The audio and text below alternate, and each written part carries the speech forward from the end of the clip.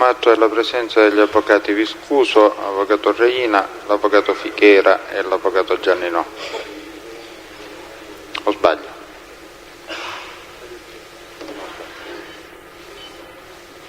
In sostituzione dei difensori assenti, l'avvocatessa Viscuso e di ufficio per gli imputati senza difensore di fiducia.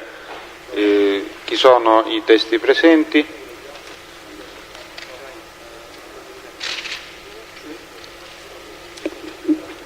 Sono Crisafulli Giuseppe, Tosto Domenico, Di Stefano Rosario, Greco Gaetano.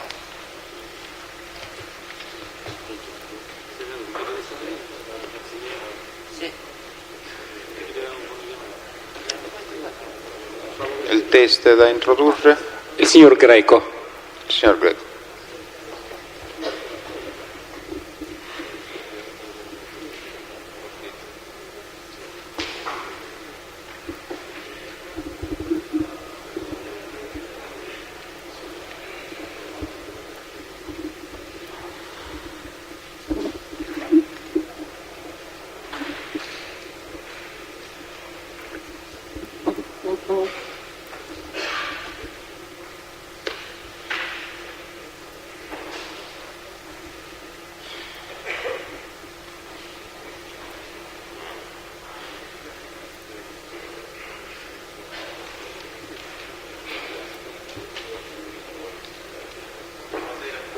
Buonasera, si accomodi, signor Greco.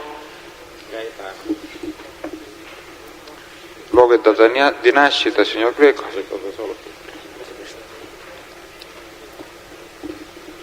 Greco Gaetano, Nato. a Mazzarino, La data di nascita. 13/1/29. E risiede? Residente a Mister Bianco in via Sardegna 1. Sì, lei è stato citato come testimone, ha l'obbligo di dire la verità. Lo giuro. Sì, secondo la va bene, il giuramento secondo la formula che ora io le leggo. Consapevole della responsabilità morale e giuridica che assume con la sua deposizione, lei si impegna a dire tutta la verità e non nascondere nulla di quanto è a sua conoscenza. Bene? Il pubblico ministero può procedere. Signor Greco, che attività lavorativa svolge? Prego. Le chiedevo che attività lavorativa svolge? Gestisco una casa di riposo per anziani. Da quanto tempo, signor Greco? È dal novembre dell'84. Nel corso degli anni ha mai ricevuto richieste o minacce per la gestione di questa casa di riposo? Dunque, minacce che ho ottenuto un po' nel 87-88, ma finirono lì dopo un po' di tempo, perché a un certo momento alle minacce pesanti io risposi a quelle persone che potevo offrire soltanto me stesso, nel senso che volevano la mia pelle, potevano prendersela benissimo, perché io non avevo niente da offrire. Un po' più vicino, signor Greco, e magari se parla un po' più lentamente. Dunque, Allora, queste minacce dell'87 diceva? sì, minacce soltanto per telefono. E cosa le dicevano esattamente? Di mandare persona altamente qualificata per incontrare questi signori, al che io ho risposto non conoscevo. Cioè minacce di natura estorsiva, mi sembra di comprendere. Minacce di natura estorsiva, dicevo. Non sono arrivata a questo, cioè a precisare se erano di natura estorsiva o meno, e non so che cosa volessero di preciso. Le minacce erano: devi mandarci una persona altamente qualificata, al che io rispondevo non conosco nessuno di queste persone. Poi sono continuati per un po' e le ricevevo prevalentemente io. Poi un giorno di quelli, per non far preoccupare anche la moglie che è affetta ad una cardiopatia dilatativa abbastanza marcata, anzi è arrivata oggi come oggi al terzo stadio, perché si è parlato già di trapianto, insomma, evitavo appunto di farle sapere qualcosa, se non che una volta di quelli ha preso telefonata anche lei, ma natura estortiva assolutamente no, minacce soltanto. Siamo nell'anno 87 ancora. 87, non ricordo esattamente, comunque sarà 87-88. Ebbero un seguito quelle minacce dopo le sue risposte? Guardi, io allora ho fatto delle denunce sia alla polizia delle tribunali di Catania che ai carabinieri di Pisterbianco, così verbalmente mi consigliavano, dice vabbè cerchi di vedere se può controllare, non controllare, questo è stato tutto quanto mi hanno potuto dire, che mi hanno detto, attraverso magari che so, segreterie e altre cose. Non sono riuscito a niente, dopodiché questo discorso è continuato, quello delle minacce, per alcuni mesi, poi come per incanto non so altro, è finito tutto, cioè al mio dire sempre deciso, non ho niente da potermi offrire, in quanto effettivamente io versavo in condizioni non molto agevoli, tanto vero che in quel periodo io, subito dopo, procedette a vendere un pezzo di terra che avevo lì vicino, nelle adiacenze, più che vendere smettere, per cercare di mantenere in vita ancora l'attività, perché in quel periodo avevo poca gente, cioè pochi ospiti, e quindi gli incassi erano quelli che erano, quindi le spese di gran lunga superiore, le entrate inferiori. Quindi a un certo momento forse chi si è accertato che effettivamente io non dicevo il vero, hanno desistito, non so se è stata questa la cosa perché hanno desistito o meno, non lo so, non so precisare. E mi dica una cosa, lei quanti dipendenti c'ha presso la casa di riposo? A pianta completa, e quando la struttura poteva ospitare insomma 27, 28, anche 30 ospiti, e avevo 8 infermiere professionali, cioè 8 ausiliarie, più in là quando mi sono convenzionato con la regione un assistente sociale e i medici a turno, che prima era uno solo, poi quello proprio in quegli anni 87-88 si ritirò perché poi era a tempo pieno e non poteva soddisfare la mia richiesta. Chi era questo medico? Il dottor Costantino, che operava allora presso la clinica Motta cosiddetta, cioè la clinica Motta cosiddetta allora, e subentrò un'equipe di 4 medici, poi 2 o 3 se ne andarono e ne rimase uno solo Blancato, che si fece affiancare da un dottor Salemi che ancora oggi c'è. Blancato c'è ancora, che lavora ancora per voi? No, ci può indicare il periodo? Dall'inizio del 93 che non lavora più con noi. Ci può indicare il periodo in cui prestò la sua attività presso di voi il dottor Blancato? Dunque, grosso modo penso dal 88 al 90, ai primi del 93, fino 87, primi del 93. Ci fu una ragione particolare per cui il Blancato, ci fu una ragione particolare per cui il Blancato andò via? Guardi, che lei come sa la moglie è una cardiopatica abbastanza, che soffre di questo, è abbastanza grave. Nel 92 cominciò a, come si dice, era in tilt, e cominciò a dirmi che io la stavo tenendo prigioniera in una casa dove lei si stava logorando e spegnendo lentamente e non facessi nulla per liberarla, per agevolarla, nel senso di perché non ce ne andiamo, tutto lì. Quindi a un certo momento disse vendiamoci l'attività, cediamo la casa e ce ne andiamo, al che io costretto a malincuore, però devo dire, perché in effetti io fino allora ero stato, come si dice, salassato, nel senso che ancora ero giù, non ero riuscito, nonostante la vendita di quell'appezzamento di terreno, a tirarmi ancora su nella maniera come si conviene, per guadagnare qualche stipendio, uno stipendio. D'altra parte avevo impegnato lì nella struttura tutta la famiglia prima, poi i figli una alla volta se ne sono andati perché appunto la struttura non offriva granché, e allora decisi di cedere a malincuore, se non che ci furono parecchi che si presentavano per acquistare l'attività, ma i ben pensanti, dico ben pensanti perché è così, quando venivano a conoscenza della capienza della casa e che poteva ospitare massimo 30-31 persone, addirittura dici no, la gestione familiare non ci va, perché purtroppo quella casa, se non gestita familiarmente, cioè con attività impegnando tutta la famiglia, non ci si può fare. Signor Greco, era lei ad offrire, ecco, la possibilità di cedere l'attività? Cioè era lei che si interessò a contattare persone per cedere la gestione della casa di riposo? Oddio, certo, le persone, quando si dice le persone bene o male venute a conoscenza, cioè quando vengono a conoscenza di questo certamente qualcuno si presenta, però in effetti quelle 2 o 3 persone che si sono presentate allora non hanno trovato convenienza. E poi vi fu un momento in cui decise concretamente o trattò affari più concreti per la cessione dell'attività? Sì, tra l'altro appunto ci fu anche il dottore Brancato che dice, beh, eventualmente se non c'è altri dice, me la prendo io, però dici, non lo so, io non possiedo granché, quindi le mie possibilità economiche sono relative, quindi se ci mettiamo d'accordo posso subentrare io.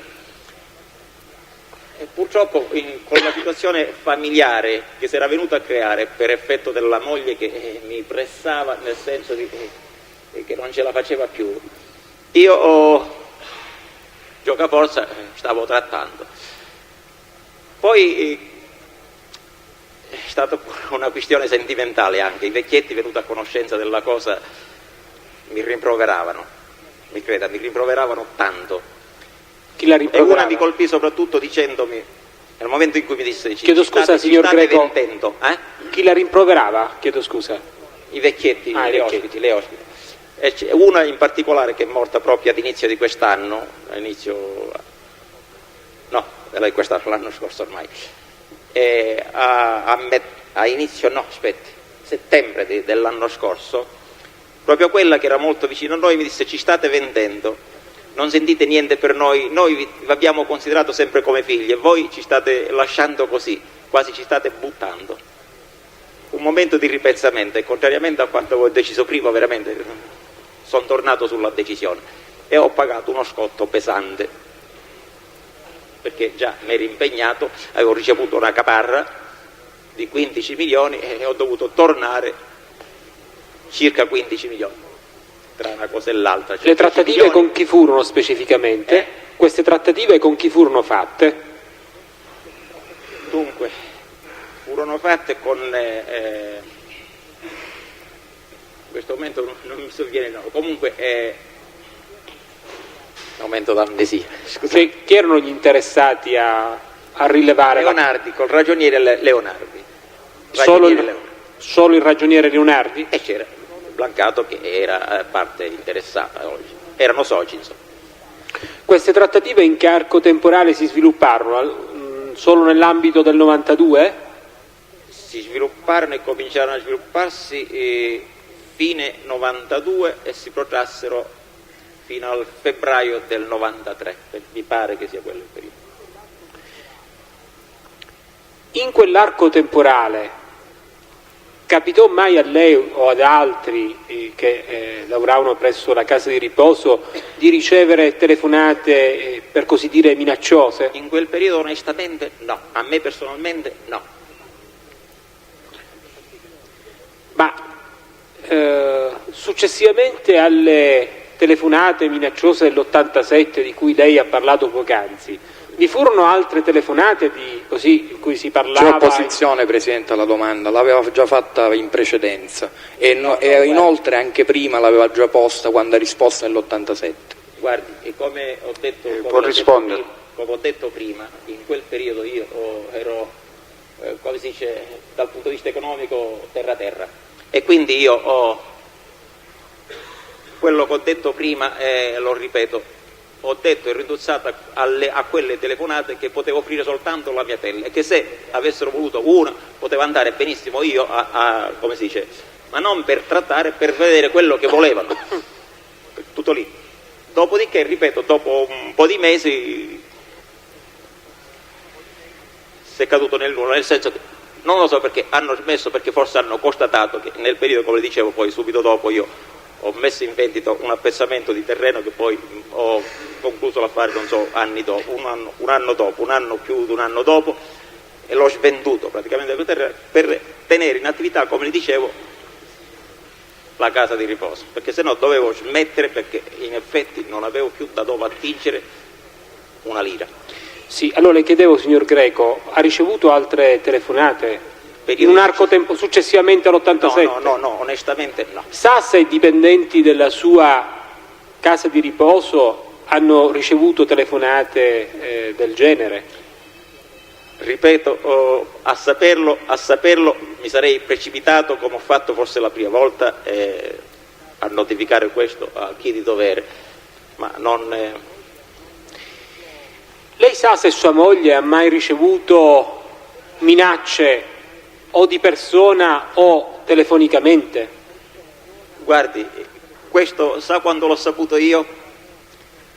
Dopo che noi abbiamo trattato tutto, e quando mia moglie, dopo aver fatto una prima deposizione, quando vennero i carabinieri a prelevarci lì, i carabinieri di Piazza Verga a prelevarci, ancora non sapevo niente di quello che era successo, niente, e mia moglie me l'ha taciuto fino al momento in cui, dopo che abbiamo superato il tutto, e ci sono state le vecchiette che ci hanno commossi, insomma, con quell'espressione che dicevo prima, ci state vendendo, ci state abbandonando, eccetera, eccetera.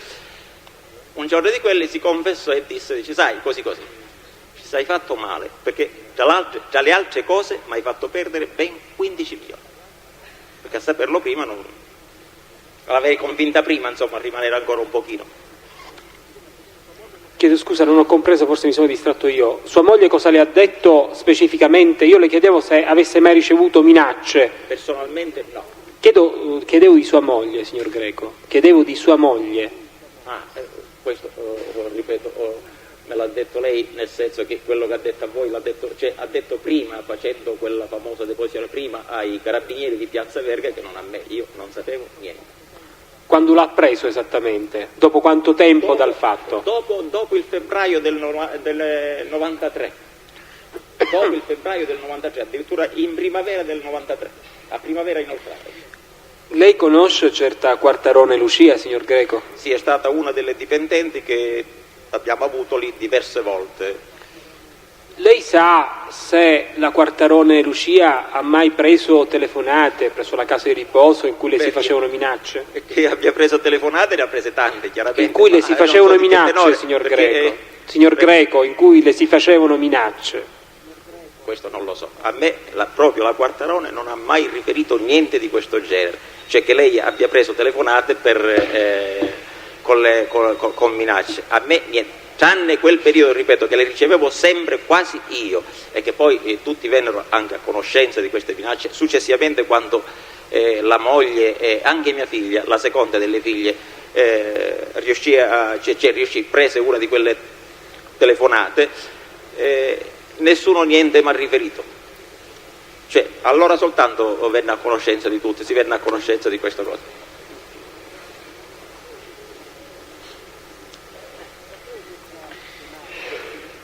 Le facevo questa domanda, signor Greco, in quanto la Quartarone Lucia, sì, da intercettazioni telefoniche operate dall'autorità giudiziaria, proprio in data 5 ottobre del 92, quindi proprio alla fine del 92, risulta avere ricevuto una telefonata in cui le si imponeva di dire, con il riferimento sempre a lei dalla telefonata, di sbrigarsi a vendere, a cedere l'attività. La Quartarone non ne ha mai parlato di questo? No, assolutamente. Sa se la Quartarone ne ha mai parlato con sua moglie? Non lo so. Non lo so veramente, perché, ripeto, mia moglie, l'unica cosa che ho saputo a distanza, come dicevo, nell'inoltrata primavera del 93, dopo che avevo, come si dice, annullato il contratto, prima di andare dal notaio, non avevo saputo mai niente, non ho saputo mai niente in questo secondo periodo, ripeto, tranne quello quando ero direttamente io coinvolto e ricevevo il tutto io. Lei, ci fu un momento in cui un momento delle trattative in cui lei cercò di preferire come unico interlocutore il signor Leonardi? Ci fu un momento delle trattative in cui lei cercò in cui preferì, diciamo, come unico interlocutore e successore il signor Leonardi a discapito del dottor Blancato? Guardi, se devo essere onesto dico questo, che io avevo detto a Leonardi o a Blancato separatamente se volevano entrare quando io già avevo deciso di tenere ancora l'attività, quindi di troncare la contrattazione, se volevano entrare magari in società per cercare di ammorbidire la cosa, anche perché venivo penalizzato pesantemente e come capisce 15 milioni di caparra, dare il doppio di caparra, insomma erano un pochino pesanti. Avevo cercato di ammorbidire la pillola, diciamo così, cercando di chiamarli come soci, ma si rifiutarono perché loro così preferiamo non essere niente, preferiamo così come diciamo noi o niente, nel senso di così come avevamo contrattato o niente.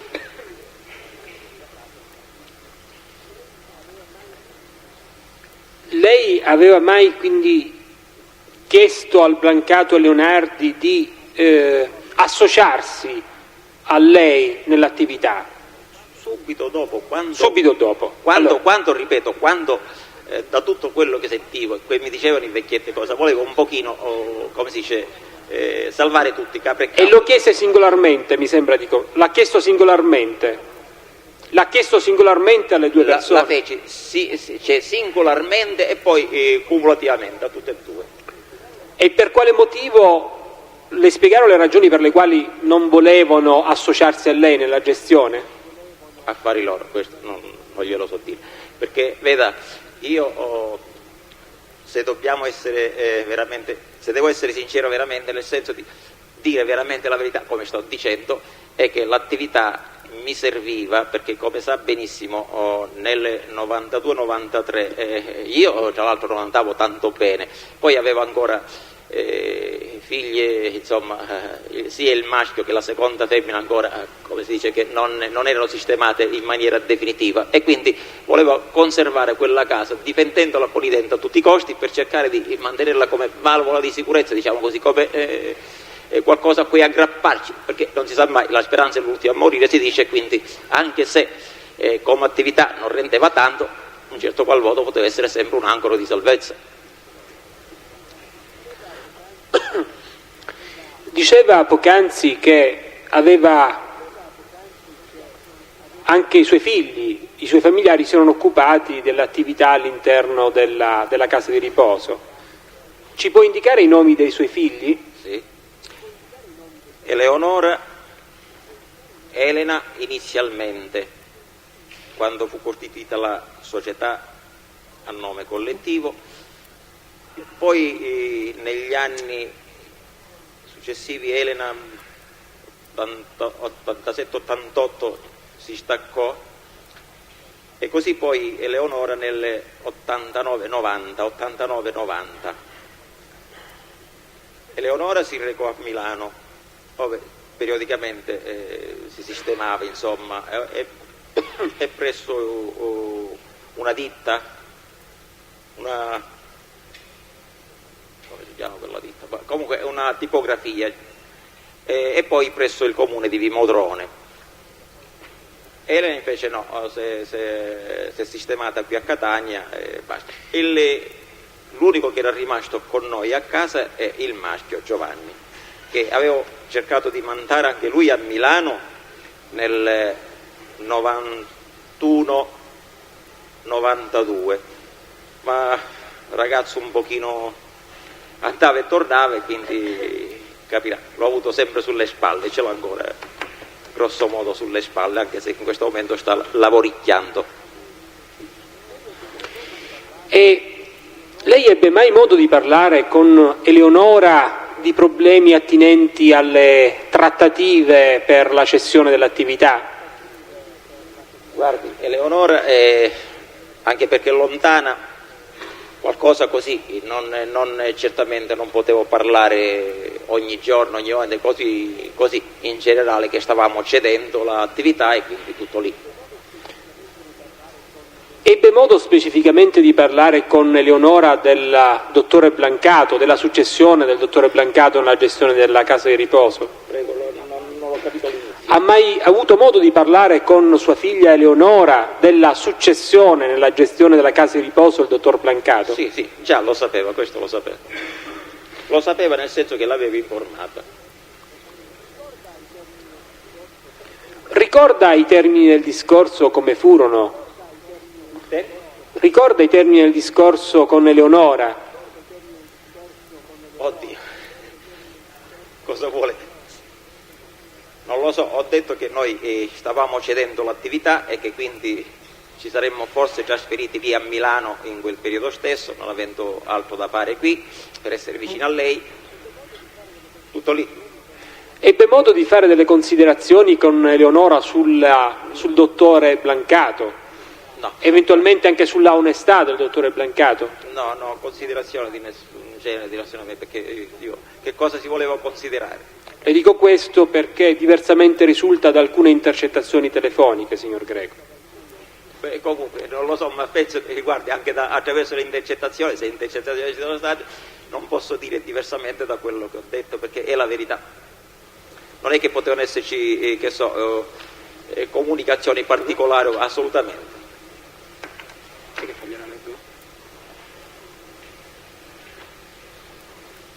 È lungo. I volumi al solito non ne abbiamo,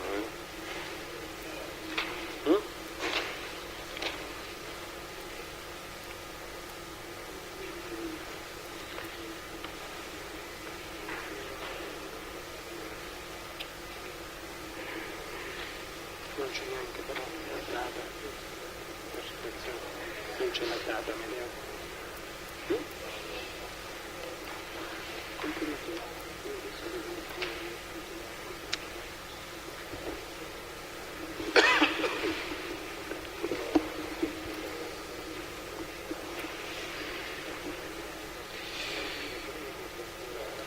Signor Greco, lei ha detto che aveva ricevuto, se non ricordo male, negli anni 87 delle...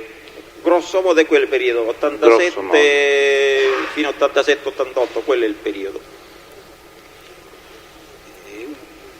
Le chiedevo se a seguito di quelle telefonate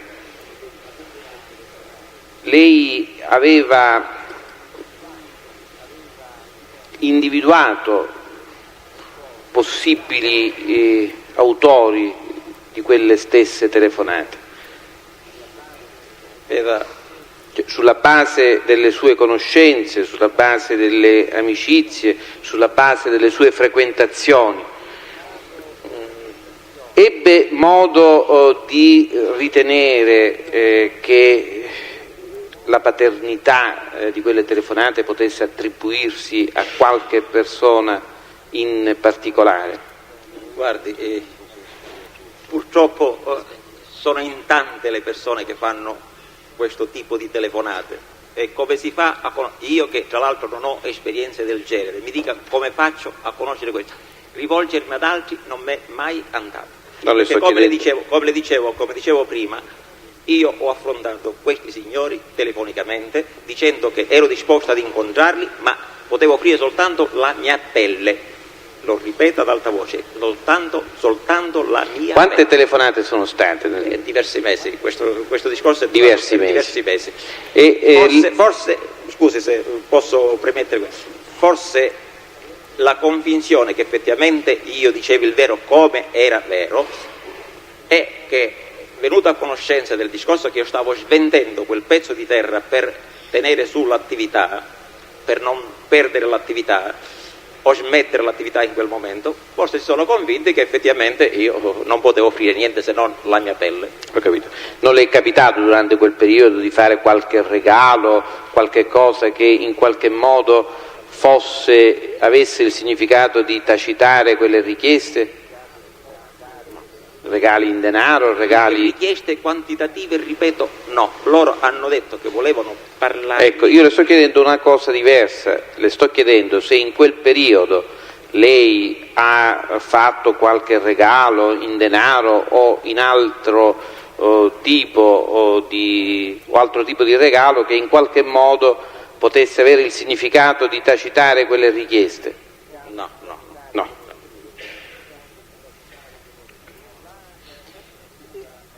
La Casa di Cura Sacro Cuore ha dei fornitori degli alimenti? Sì. Quali sono i fornitori? Prima c'era mi consento un momento Sì. di riflessione, perché non è, quando incappo in questi periodi di amnesia c'è niente da fare, viene da solo poi il coso. È una ditta di Milano che fa l'ACNOR, che come ditta glielo dirò a seguito, che fa capo all'ACNOR, una ditta che fa capo all'ACNOR, alla quale prelevavo latte,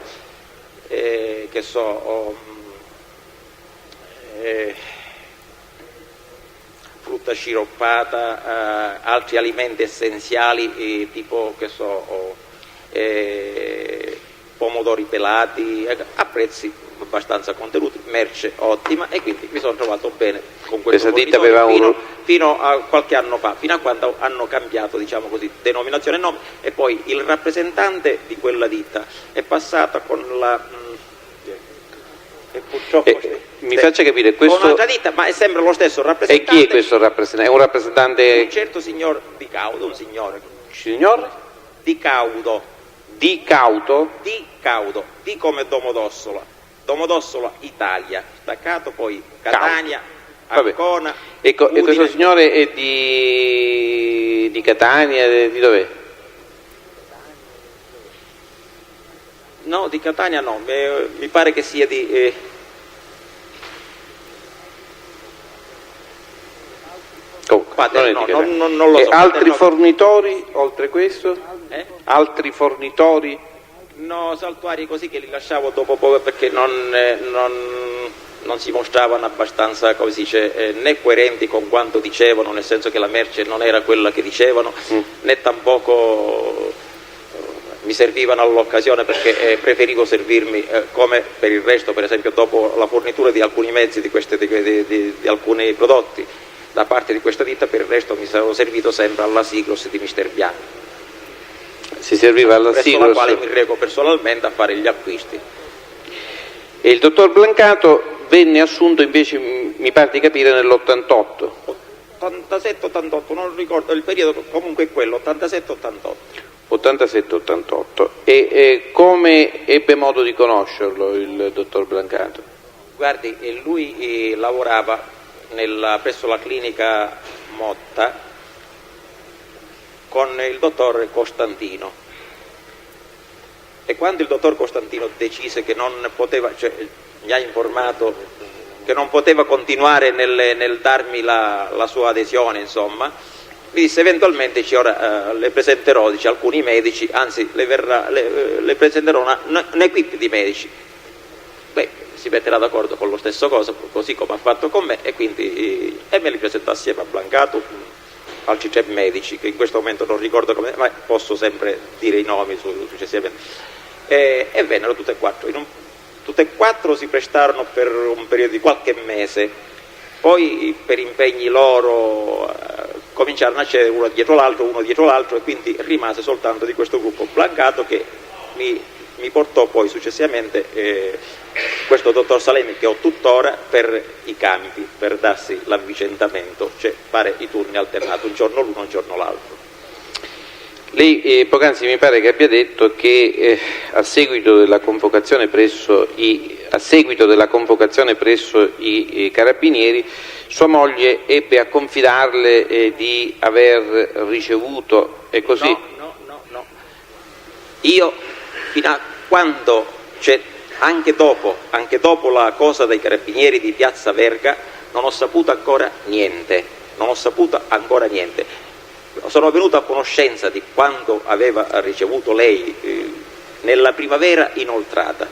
dopo che io avevo rescisso il contratto Quindi, col dottor Blancato. Nella primavera inoltrata significa se voi siete stati convocati nel dicembre del 92, Sì. quindi sua moglie ebbe a farle queste rivelazioni soltanto nel marzo-aprile del 93. E guardi, le faccio osservare una cosa, la cosa che Mi faccia finire, mi scusi, quindi dopo che erano state chiuse definitivamente le trattative con Blancato. Esatto, esatto.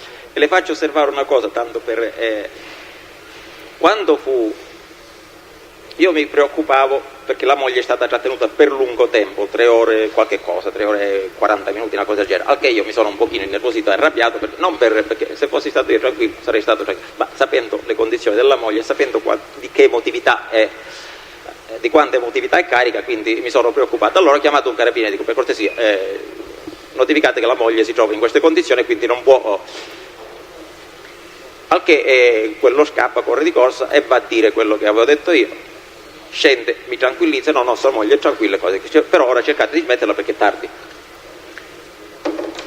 Quando sono stato interrogato io, una quarantina di minuti circa, io ho avuto un battibecco col maresciallo quando ho detto: mi pare, a domanda sua rispondere, ma se lei torna sulla domanda 10-15 volte non rispondo più.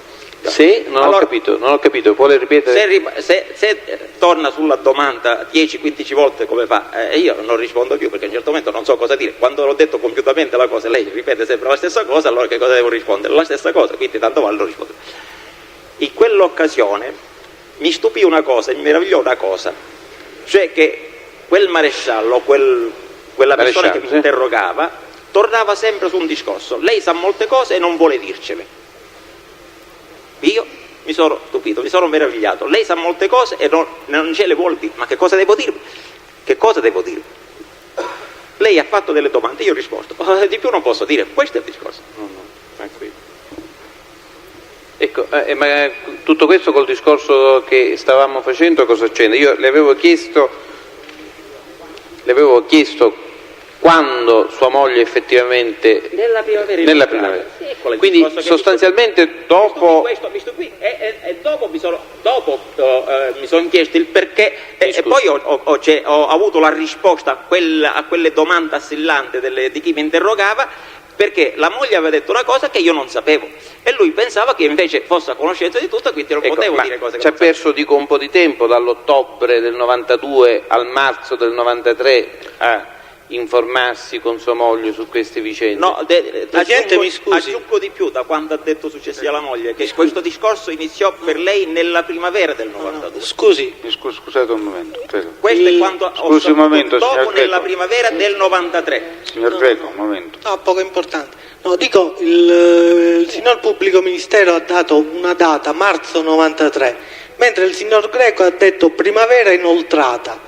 Non mi sembra che primavera inoltrata sia marzo 93. Ho detto marzo perché mi pare che dal 21 marzo è primavera, non volevo... Primavera inoltrata non primavera è il 21 marzo. Primavera inoltrata aprile-maggio.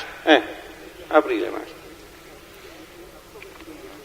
Quindi e in tutto questo periodo, dico, dopo l'interrogatorio con i carabinieri, presso i carabinieri, lei non ha chiesto nulla a sua moglie, cosa ti hanno detto, cosa hai detto? Ho chiesto cosa ti hanno detto, cosa hanno detto, ma purtroppo non ho avuto risposta. Avevo detto: sai, la cosa è molto più seria di quella che pensavo, perché noi pensavamo ci fosse stata una denuncia anonima di altre persone, insomma, per cercare di colpirci dal punto di vista controlli, sai, controlli che si fanno così come tutto lì, ma non ho avuto altre risposte. La cosa è molto più seria in quanto dice: sai, mi hanno fatto domande così perché il discorso era sempre incentrato sul dottor Blancato. Io la solleciterei, anzi la sollecito a ricordare meglio, perché lei sa che sua moglie è stata sentita dinanzi alla Corte d'Assise.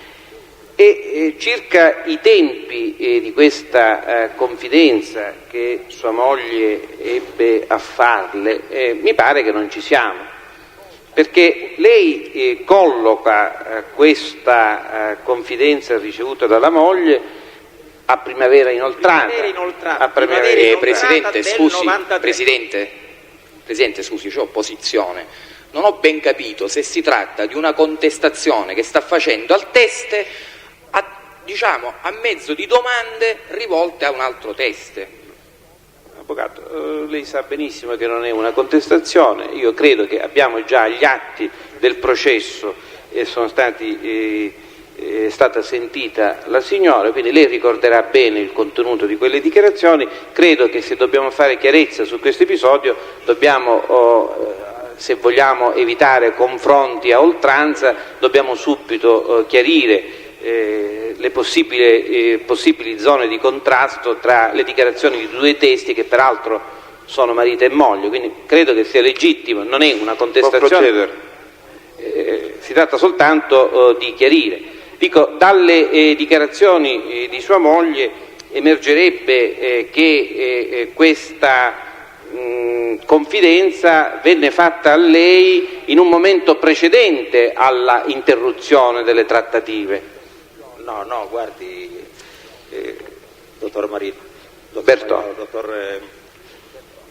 le assicuro che sono state fatte dopo, proprio a primavera inoltrata, perché le precisazioni che ha fatto la moglie subito dopo sono state evasive e non hanno risposto appieno a quello che desideravo sapere io, il perché di quell'interrogatorio stressante, assillante, il ripetersi delle stesse domande, Scusi, delle stesse domande. Quindi a un certo momento io chiedevo lumi. Non lo so se atterrita, non lo so se perché dopo, da quando, come ha saputo lei e ho saputo io con molto ritardo, mia moglie era stata, come si dice, talmente condizionata, talmente atterrita che condizionata dai carabinieri? E questo è quello che vi dispiace. Atterrita dai carabinieri, mi faccia capire. No, non dai carabinieri, da chi che aveva detto che al momento in cui io venivo a conoscenza di quello che aveva, io potevo considerarmi morto. Questo è il discorso. Quindi mia moglie, fino a quando io non l'ho sollecitata, ho voluto sapere veramente come stavano le cose, ed è stata primavera inoltrata. Ecco, le trattative quando furono interrotte definitivamente? Le trattative furono interrotte nel febbraio del 93. Febbraio del 93. Quindi... Ma non per questo, guardi che io ho capito.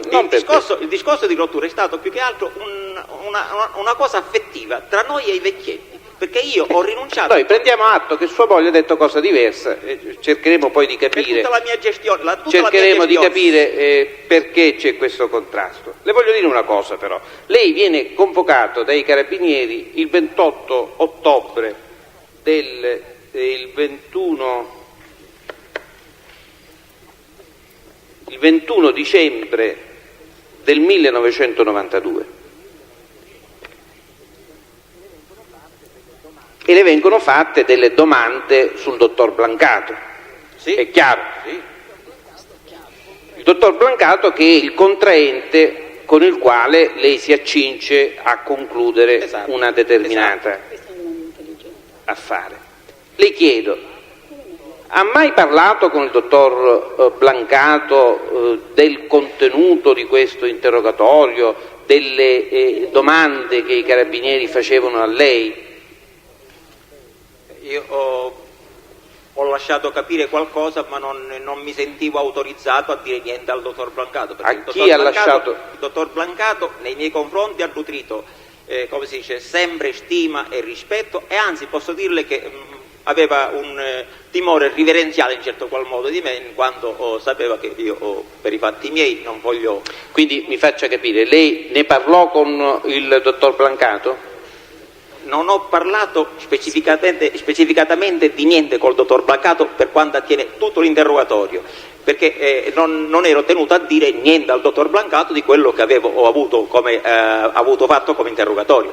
Comunque qualcosa così è stata detta, ma non che cosa a livelli di... Perché vi hanno chiesto di lei, ma io così come ho detto che non so niente, perché lei giustamente con me mantiene questo rapporto di cordialità. E lei sa se sua moglie ebbe a parlare di questo stesso argomento, cioè della convocazione presso i carabinieri anche col dottor Blancato? Guardi, fa bene a chiederlo alla moglie direttamente. L'abbiamo già chiesto. Guarda, ascolta. io tutto quello che ho Chiedo saputo... se lei lo sa, le sto chiedendo una cosa diversa, non le sto chiedendo se, dico se le risulta che sua moglie ebbe a parlare di questa vicenda col dottor Blancato. Benissimo, e allora le dico subito questo, che mia moglie in quelle occasioni precise ha sempre preferito confidarsi con altri che non con me, perché non lo so perché il terrore forse era sempre quello di, sapendo che sono un pochino non impulsivo fino alla temerarietà, ma comunque impulsivo nel senso che mi sento forte della mia coscienza e forte del mio, come si dice, del mio non voler fare male a nessuno, ma nello stesso tempo fermo nelle decisioni. Lei temeva che venisse a sapere qualcosa del genere. Sì, ma io ho già capito questo, sto chiedendo una cosa diversa. Sì, mi faccia finire, le sto chiedendo se sua moglie le ha confidato di essersi confidata col dottor Blancato a proposito di questa convocazione presso i carabinieri. Sì, ma veda, le confidenze sono state sempre così, fugaci, perché lei preferiva non confidarsi con me e l'ha detto chiaramente, me l'ha detto quando appunto nella primavera inoltrata venne e disse: ma tu hai fatto in modo che qualunque persona potesse benissimo pugnalarmi alle spalle senza che ne sapessi niente. E tra l'altro io che a tutte le ore sono sempre fuori, ovunque, eccetera, eccetera, quindi così, senza saper niente, potevo essere preda di qualunque o di chiunque avesse voglia di farmi male. Questo è il discorso, e questo è il rimprovero che ho fatto alla moglie. Ecco, semplicemente che sua moglie questo discorso lo colloca prima della interruzione delle trattative. No, io le dico questo, soltanto questo, che a saperlo prima non sarebbe cambiato granché, ma comunque potevo benissimo, come si dice, dato che io non volevo cedere e non cedevo volentieri, quindi avrei preso la decisione molto prima e quindi non c'era bisogno di arrivare al febbraio, avrei fatto subito l'interruzione. Non c'era bisogno che si arrivava? Non c'era bisogno che si arrivava? Non ho sentito. Se fossi venuto a conoscenza di quello che lei sta cercando di dirmi, io... Sto cercando di sapere, non di sapere, cioè, lei sta cercando di sapere. Io, se l'avessi veramente saputo prima, avrei interrotto prima la trattativa, perché mi sentivo forte già dell'appoggio della moglie, nel senso di, moralmente, io non mi sentivo di cedere. Quindi la volta che la moglie mi avesse confessato qualche cosa, mi avesse riferito qualche cosa, io mi sentivo più libero e quindi non vincolato come per giocare sulla pelle di lei. Mi sentivo libero, quindi avrei deciso nella maniera come ho deciso a febbraio, avrei deciso invece a ottobre, a settembre, prima di iniziare la trattativa addirittura. Questo è il discorso. Ci vuole un po' chiarire quando iniziarono queste trattative, posto che furono interrotte definitivamente.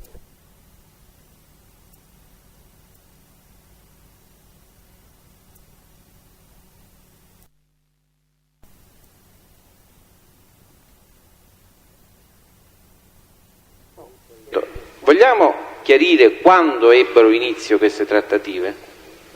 Beh, io cominciai a parlare di cessione, chiaramente ne cominciai a parlare molto prima, 6 mesi prima, non Quindi, di ottobre, nella primavera del 92, quando la moglie continuamente mi assillava, perché l'avevo portata nella prigione, la stavo facendo morire, eccetera, eccetera. Però, ripeto, tra mettere la cosa, come si dice, offrire la cosa e poi venderla ci vuole sempre del tempo, perché si deve trovare anche l'acquirente, quindi non sono solo a dover fare la cosa, quindi pianto lì e brucio tutto, faccio tutto e me ne vado, quindi devo sistemare la cosa. Quindi sono passati 6 mesi. Ma 6 mesi?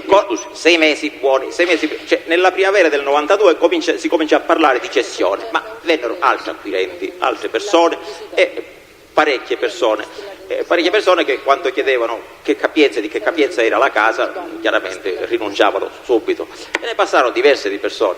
Poi così verso giugno-luglio mi scusi, lei ha detto 6 mesi, quindi non sono 6 mesi, se a luglio, se dalla primavera inoltrata concepisce l'idea di vendere e poi, mi scusi, lei ha detto che aveva incominciato ad accarezzare l'idea di cedere l'azienda nella primavera del 92, sì. Poi ha detto dopo 6 mesi... No, 6 mesi, è andata avanti così. È andata avanti. Io voglio capire il contatto, e ora vediamo come avvenne, il contatto per la cessione con il dottor Blancato o con altri assieme a lui, in che epoca è avvenuto? Così diversificato, nel periodo diversificato che va dalla primavera fino a luglio-agosto del 92. Cosa? Nel periodo che va dalla primavera inoltrata del 92 fino all'agosto, quando già poi voleva subentrare lo stesso Blancato. Se non ha niente in contrario, dice eventualmente la prendo io. E quindi quando è avvenuto? Prima dell'estate o dopo l'estate questo contatto con Blancato? Prima dell'estate o dopo l'estate? Il contatto cominciò in estate. Fine estate no, significa... In estate. Non significa luglio, che significa? Fine giugno, luglio, così. Ecco.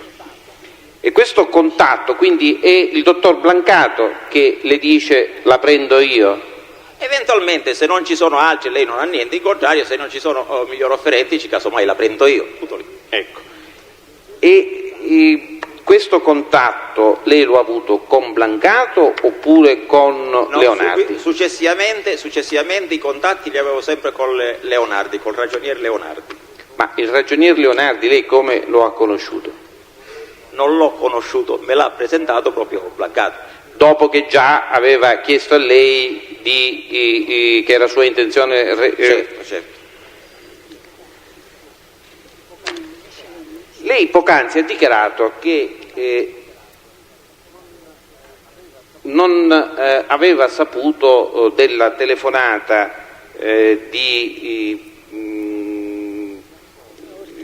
minacciosa che aveva ricevuto la signora Quartarone.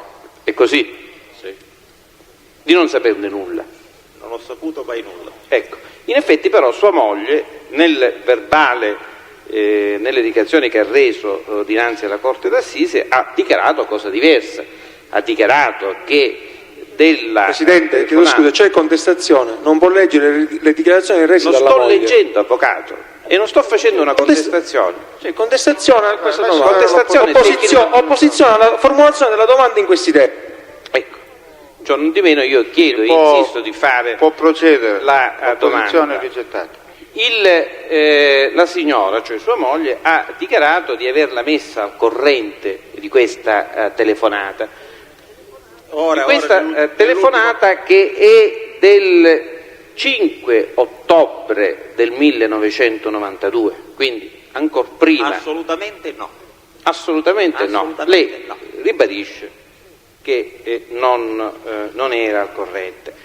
Ora le voglio dire, nell'ottobre del 92, cioè nel periodo in cui è documentalmente provato che la vostra casa di cura è stata destinataria di questa telefonata estorsiva, qual era lo stato delle trattative? Cioè nell'ottobre del 92 a che punto eravate arrivati con Blancato e Leonardi? Benissimo, io come dicevo prima cercavo di tergiversare perché non mi sentivo di cederla e quindi avevo detto ai contraenti che per questioni mie, soprattutto perché chiaramente Eleonora per un certo periodo successivo mi sarebbe rimasta libera e quindi non impegnata, non occupata, era come si dice, motivo di preoccupazione, e quindi io, ripeto, come ho detto prima, cercavo di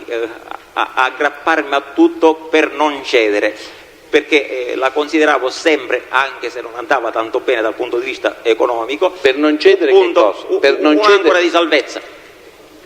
Si aggrappava a tutto per non cedere che per cosa? Non cedere e cercavo di tergiversare. Mi scusi, per non cedere a che cosa? L'attività. Per cedere all'attività. Certo.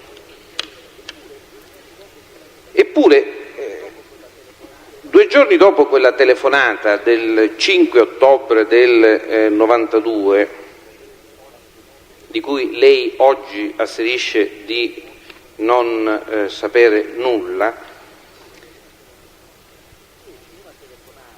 vi è una telefonata tra il dottor Blancato e la signora Rizzo che era una vostra dipendente, suppongo,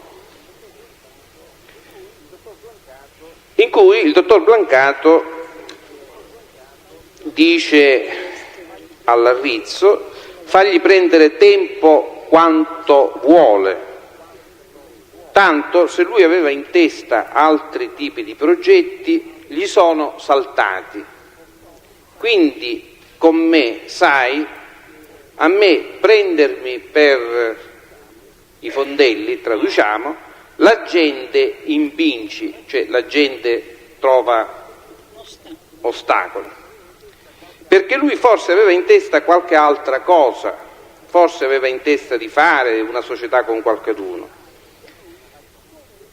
E lui aggiunge, siccome io gliel'ho bloccata questa idea, quindi ormai deve fare come un cornuto, deve dare le corna, quindi, e puntini.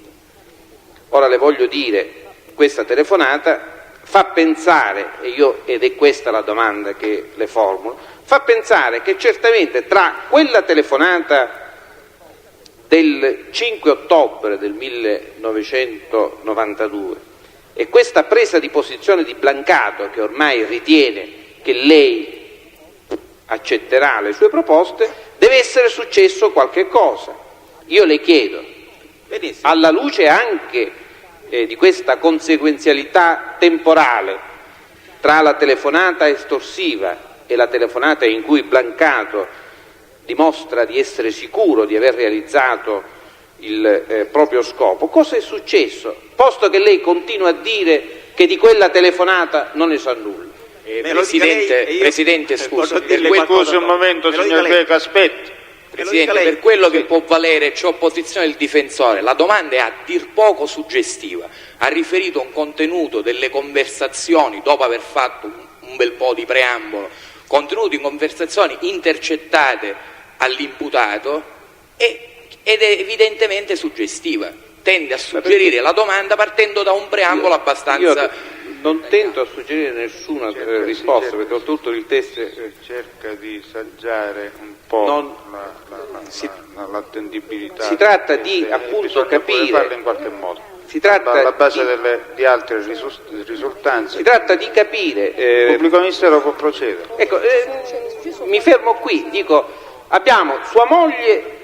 Mi scusi, sua moglie che dice che... D'altra parte dobbiamo anche considerare che le condizioni della signora ritengo sin d'ora non fattibile un confronto e anche per questo sto consentendo una contestazione di risultanze.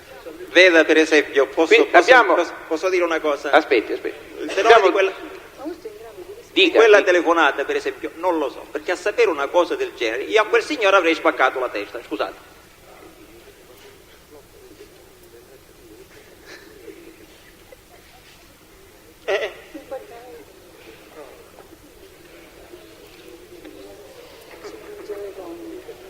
Quindi lei non riesce a immaginare come il dottor Blancato era riuscito a bloccare questa sua idea? Non lo so. Lui vuole che gli spieghi il testo perché Blancato fa questo tipo di telefonate. Certo. Ma infatti, quindi lo vuole sapere il testo Leonardi venne da lei da solo o in compagnia? Spesso veniva da solo, qualche volta in compagnia.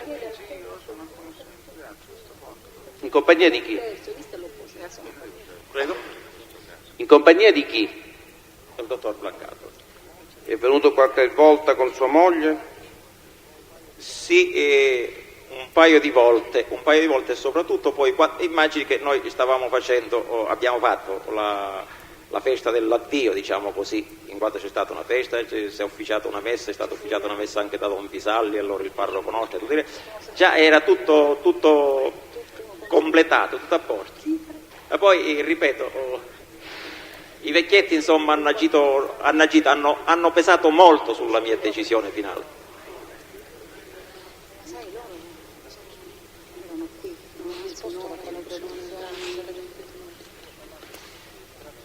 Lei ha parlato di trattative che aveva avviato con altre persone prima di... Non la sto seguendo. Ecco, lei ha parlato di trattative che aveva avviato in precedenza e poi, prima di contattare o di essere contattato dal dottor Blancato, lei ha trattato con altre persone?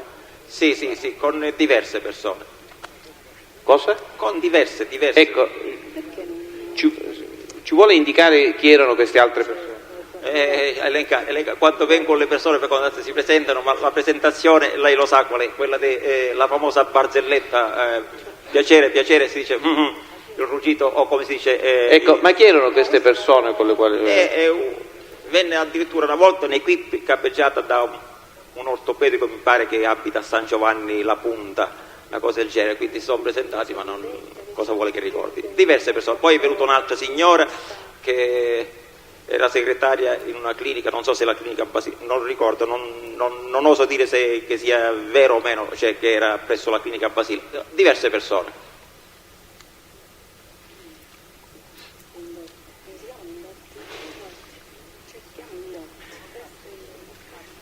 Ma sono stati però, vede, contatti con... Lei ha parlato nelle dichiarazioni che ha reso ai carabinieri, ha parlato di un pasticcere. Ha parlato di un pasticcere. Ricorda? Sì. Anche un pasticcere. E chi era questo pasticcere? Guardi, devo chiederlo al commercialista, al mio commercialista, perché non ricordo il nome. Se le interessa il nome io glielo posso fare avere, perché appena mi informano. Ma quella è una persona degnissima, insomma, un gran lavoratore. E poi una volta che lei decise di interrompere le trattative, come andarono le cose? Ma c'è stato il 93, fine 93 e inizio 94 discretamente, dopodiché sono precipitate di nuovo le cose.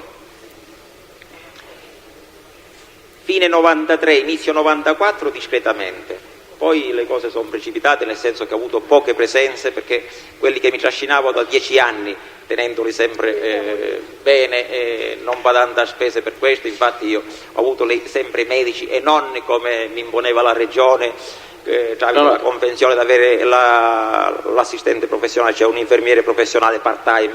Io ho avuto medici per soccorrere veramente gli anziani e trattarli come vanno trattati e semplicemente tenerli nella maniera migliore. Infatti gente che è venuta lì con infartata, con trombosi a ripetizione, l'abbiamo tenuto per 10 anni. Io le ho chiesto una cosa, una volta interrotte le trattative lei ha restituito i soldi al dottor Blancato? Prego. Una volta che furono interrotte le trattative lei ha restituito quanto il dottor Blancato, il Leonardi le avevano dato? Ho dato quello che mi avevano dato con 10 milioni in più. C'è la doppia caparra, grosso modo.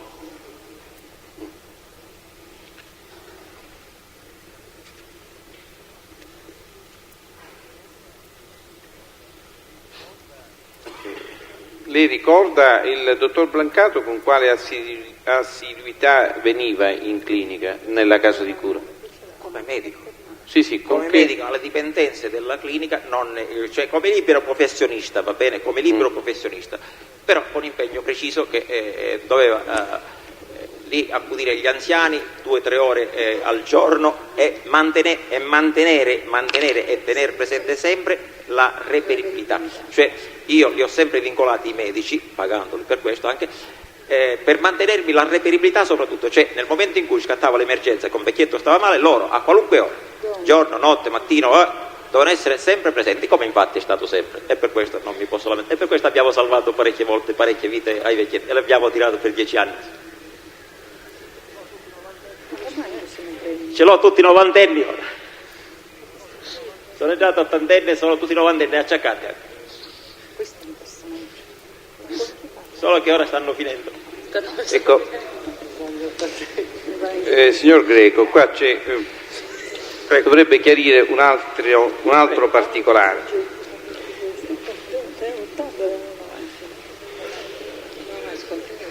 Mi pare di aver capito che sia stato lei a dire al dottor Blancato, a contattare il dottor Blancato, almeno nella versione che lei sta fornendo oggi, è stato lei a dire al dottor Blancato se era disponibile a rilevare la casa di cura, è così? Sì, l'ho detto io. Ecco. Lei, quando è stato interrogato dai carabinieri, sempre il 21 dicembre del 92, ha dichiarato: nel mese di agosto del 92 Leonardi si presentò unitamente alla moglie allorquando aveva deciso Leonardi di rilevare l'attività alle condizioni da me prospettate. Nel settembre successivo appresi che unitamente a Leonardi anche Blancato era interessato alla casa di cura. Ora, c'è un po'... conferma questa dichiarazione? Confermo e aggiungo, la premessa è: il dottor Blancato da me ha avuto, come si dice, mandato di dire che è per la cessione della casa. Ha avuto mandato? Da me. Cioè, è stato detto al dottor Blancato che io avevo intenzione di chiederla, e lui ha informato Leonardi per cercare questo socio e l'ha mandato Leonardi, ma a seguito di quello che avevo detto io. Quindi quello che ho detto lì è esattamente... Come lei qua dichiara che nel settembre successivo appresi che unitamente a Leonardi anche Blancato era interessato, sembrerebbe che Leonardi si sia presentato per conto proprio e che, mi faccia finire, e che lei solo successivamente apprese che dietro Leonardi c'era anche Blancato. Mi scusi, io dico esattamente il contrario, perché se il maresciallo o chi ha verbalizzato ha scritto questo, ha scritto le cose lacunose, insomma, nel senso che io per prima ho informato il dottor Blancato che stavo per cedere la casa, infatti erano venute prima di lui tante persone, poi al che lui mi dice eventualmente potrei essere interessato, comunque mi interesso io, vediamo cosa, questo è il discorso, e lui ha mandato Leonardi in un secondo tempo, però da me lui era stato informato e io ho detto prima di tutto cosa a lui, quindi se poi il maresciallo mi verbalizza in quel modo e scrive quello che credo opportuno, questo non lo so. Ma io insisto nel dire no, Blancato sapeva prima di mandarmi Leonardi che la casa era in vendita, quindi poi si è messo d'accordo con Leonardi, io ho contattato Leonardi per la trattazione, ma sapevo che c'era anche Blancato, quindi... Ecco, il maresciallo avrà verbalizzato male, ma probabilmente anche lei non si è fatto capire molto bene. Perché aggiunge a domanda, visto che mi ascolti, signor Prego. Visto che lei ebbe ad affermare che Leonardi era apparso prima e poi subito dopo, a settembre, lei comprese che c'era anche il Blancato interessato alla casa di cura, il maresciallo le chiede, ci vuole spiegare, e quindi c'è la domanda messa per esteso, ci vuole spiegare come mai Blancato non ha manifestato personalmente l'intenzione di rilevare la casa di riposo? Risposta. No. Mi faccia finire. No, pensavo che volesse la risposta. Vi posso rispondere con le parole che mi rivolse Blancato quando gli posi la stessa domanda. Pensavo che lei mi avrebbe detto di no. Ci vuol chiarire? Ed ecco il discorso che l'ho detto io, che io ho detto a Blancato che la casa era in cessione. E quindi lui dice, va bene, può darsi che magari possa essere interessato io, ma è mandato in questo caso Leonardi. Ma in sostanza quando Leonardi viene da lei sa che dietro Blancato c'è, che dietro Leonardi c'è Blancato? Questo sì, penso di sì, perché non è se io già ho detto a lui e lui mi dice che già poteva essere disponibile anche lui, però mi manda Leonardi per trattare. Ma insomma, Leonardi quando viene da lei viene per conto proprio o le dice che è interessato anche Blancato? Questo le sto chiedendo. Leonardi si presenta da lei per conto proprio. Mi dice che è interessato anche Blancato. Per me che differenza fa? Mi scusi, che differenza fa? Lasci perdere che differenza fa per lei. Io le sto chiedendo, Leonardi quando si presenta da lei, si presenta in nome proprio o dice di essere in società con Blancato? Si presenta prima, quando è venuto per la prima volta, è venuto assieme alla moglie e si presenta dopo, mi dice beh, comunque la prendiamo in società col dottor Blancato. Cioè sin dal primo incontro? Certo, ed ecco perché le dico, se il maresciallo ha verbalizzato in quel modo, perché io dovrei dico allora che senso ha dovrei dire una cosa al contrario quanto lei deve dire la verità. Per me non fa differenza, mi scusi, per me non fa differenza, perché dirlo prima o dirlo dopo per me non fa differenza. Ecco, quindi voglio dire che c'è una conseguenzialità logica delle domande che il maresciallo le fa, perché se il maresciallo le chiede come mai Blancato non si è rivolto personalmente a lei e lei risponde perché Blancato mi disse poi pensavo che lei mi avrebbe detto di no, sembrerebbe logico pensare, mi faccia finire, che Leonardi sia venuto da lei senza dire che veniva per conto di Blancato. Presidente, scusi, c'è opposizione, non ho capito bene se si tratta di una domanda o se si chiede al test di sindacare la conduzione dell'interrogatorio. È un chiarimento e basta. È una contestazione. Per me, ripeto, il discorso non fa differenza. Se ho detto quello significa che allora avrà avuto paura di dirvelo direttamente per mandarmela, ma il discorso era quello che lui da solo non ce la faceva, allora ha avuto di bisogno del socio. Perché da solo sì, ma signor Greco, la differenza c'è, lei non la coglie, però qualche altro la può cogliere. Io le sto chiedendo per l'ultima volta se Leonardi si presenta come una iniziativa autonoma e dice sono il signor Leonardi e stop, oppure quando si presenta le dice sono e vengo assieme al dottor Blancato. Questo le sto chiedendo. Sì. Si è presentato dicendo... Dicendo che cosa? Certo, si è presentato prima, si è presentato e poi ha detto che voleva trattare e che lui era d'accordo con Blancato. Tutto lì. E il primo contatto successivo con Blancato dopo questo incontro con Leonardi quando l'ha avuto? Lei mi chiede cose che a distanza... Ma mi scusi, lei ha finito di dire che il dottor Blancato veniva ogni sera o ogni giorno alla casa di cura. Certo. Ora le chiedo, Blancato non viene, le manda Leonardi, lei quando parla con Blancato? Posto che Blancato per ragioni professionali veniva ogni sera. Ogni giorno, ora quando veniva. E quando ne parlò? Quando ne parlò subito dopo che è iniziata la trattativa con loro, dopo luglio, quando fu, dopo giugno, luglio, quando fu lì. Cosa vuole che... ricordi i giorni, le ore? Dio, mi scusi, non le sembra strano? Lei ha un contatto giornaliero con Blancato. Il contatto con questo dottore era giornaliero. Ecco, quindi dico, dopo aver parlato con Leonardi, quanto tempo dopo ne parlò con Blancato di questo contatto con Leonardi?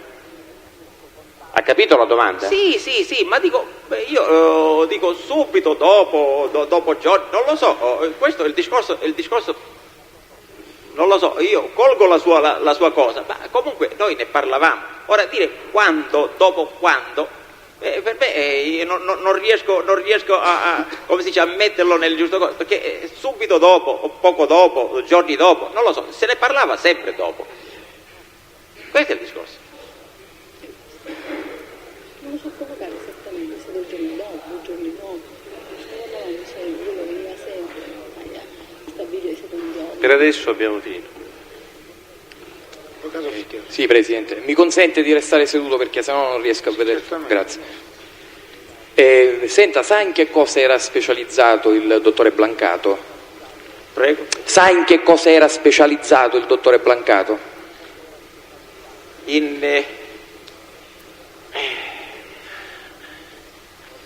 Ricercatore, come Era qualcosa attinente con gli anziani? la specializzazione del dottore Blancato era qualcosa attinente con gli anziani? Avvocato, non la sento bene da lì. Giro perché se non sento da questo orecchio l'altro lo riceve male. La specializzazione del dottore Blancato era qualcosa attinente con gli anziani? Sì, sì. Senta, ha mai avuto problemi dal punto di vista professionale con il dottore Blancato o è sempre stato un professionista scrupoloso? No, è stato molto scrupoloso, direi moltissimo, perché in ogni momento veniva interpellato, per qualunque cosa veniva interpellato, sempre attinente il lavoro, era sempre disponibile e pronto. Senta, voi quando siete stati sentiti dai carabinieri avete ricevuto una convocazione o siete stati prelevati a casa? Siamo stati prelevati così come due delinquenti, direi. Mi dice l'ora, se se la ricorda, quando è che siete stati prelevati a casa? A che ora siete stati prelevati?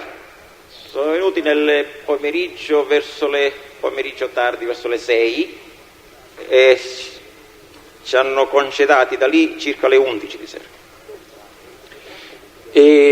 Senta, le trattative per la cessione della gestione... Scusate ancora perché se non... le trattative per la cessione della gestione, perché voi cedevate solo la gestione, perché non è lei il proprietario, vero? No. Queste trattative le ha condotte lei personalmente o se ne è occupata anche sua moglie? No, personalmente io. Perché sempre le persone. È stata una trattativa, diciamo,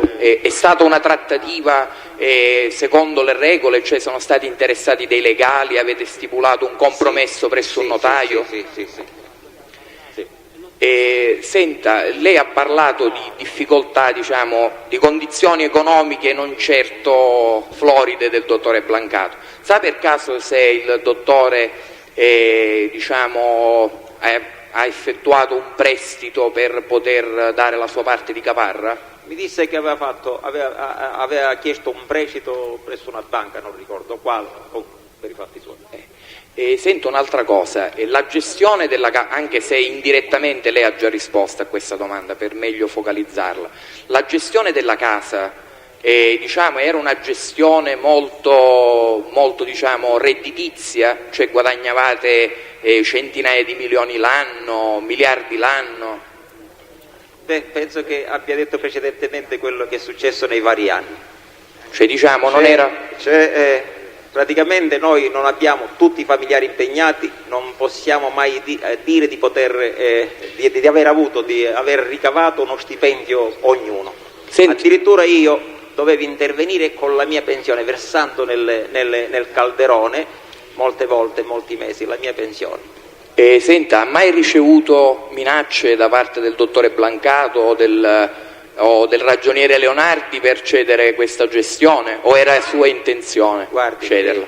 Guardi, le minacce, nessuno ha fatto mai minacce, solo che chiaramente apparivano tutti e due seccati, soprattutto Leonardi quando lei interruppe le trattative. In un momento di rabbia ha detto: ma lei tiene conto della figuraccia che mi ha fatto fare? Lei si tecca la figuraccia. Questo quando si è verificato? Quando lei interruppe le trattative? Sì. O all'inizio per convincerla a cedere la gestione? No, guardi, pressione su di me è meglio non farne, perché faccio esattamente l'opposto. Va bene, grazie, non ho nessun altro domanda.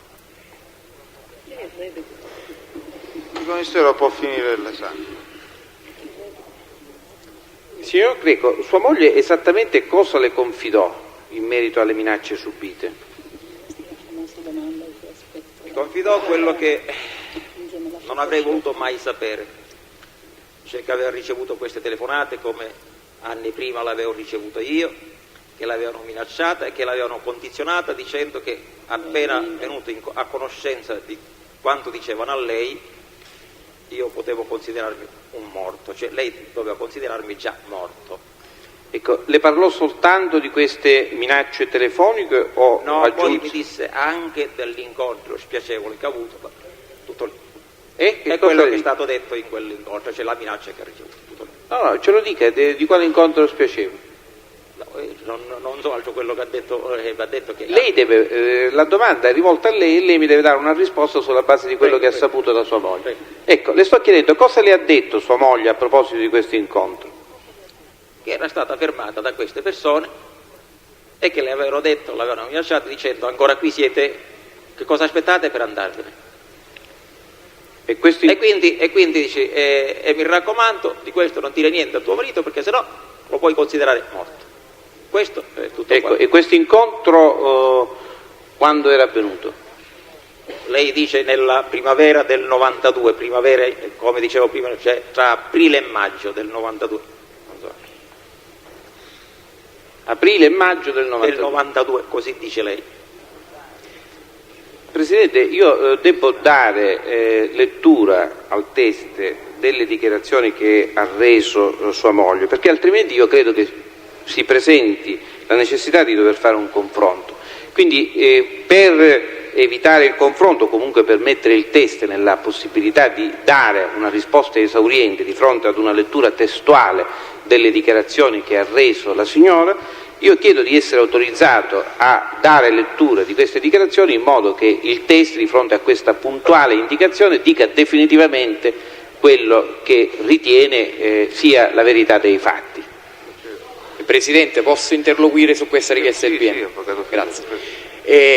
A parte il fatto che a me non sarà pecca di questo difensore non capire esattamente il motivo. Innanzitutto si possono verificare a priori, la Corte potrà verificare a priori la credibilità delle due dichiarazioni testimoniali. Ma a parte questo, non vedo come il signor Leonardi, il signor Greco, scusi, al contrario della moglie che versava in uno stato, diciamo, particolare di salute, così come tutti hanno potuto constatare, il signor Greco è sembrato abbastanza preciso. Ora, leggendo le dichiarazioni della moglie, si potrebbe, non so, potrebbe venirsi a creare una situazione, cioè quella che si chiama una vera e propria domanda suggestiva, perché non capisco se leggendo le dichiarazioni il signor Greco a questo punto cosa dovrebbe fare, cioè ritrattare quello che ha detto. Ha già detto di aver ricordato bene, può trattarsi di un ricordo cattivo della signora o di un ricordo cattivo del signor Greco. Non si tratta, a mio modo di vedere, cioè io non ho nessun interesse, perché non è che abbiano in qualche modo, si tratta, diciamo, di una correttezza processuale che mi sento in dovere di far osservare a questa Corte, nient'altro. In punto di fatto non ho nessuna opposizione, in punto di diritto mi sembra di mettere in condizioni disagevoli il signor Greco, perché a questo punto deve confermare, non ho capito bene il senso di questa cosa. Grazie. Le ragioni per cui si ammette la domanda in via eccezionale però le ho già spiegate e quindi autorizzo il pubblico ministero a procedere. La domanda fatta a sua moglie era questa: durante le trattative con il dottor Blancato vi era stato un momento in cui avevate deciso di non cedere la casa di riposo? Risposta: è successo tutto all'improvviso, non so come è stato, perché lui è venuto alla sera, lui deve essere lei, verso le 6:30, le 7, io ero nervosa. E allora lui, sempre allegro, sempre sorridente, dice: avanti. Blancato, si riferisce. Scusa. Dov'è?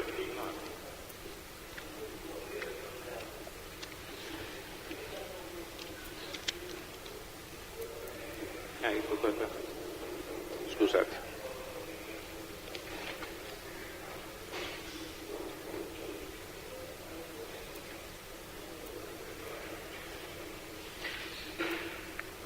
Scusate, la domanda è sempre la stessa, la risposta si inserisce, la domanda è sempre questa: durante le trattative con il dottor Blancato vi era stato un momento in cui avevate deciso di non cedere la casa di riposo? La signora a un certo punto dice: eravamo a tavola io e mio marito mi ha visto stravolta e dice: che cosa c'è?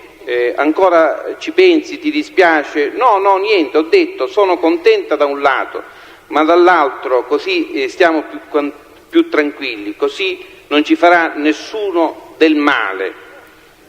E allora lei dice: lei, come del male?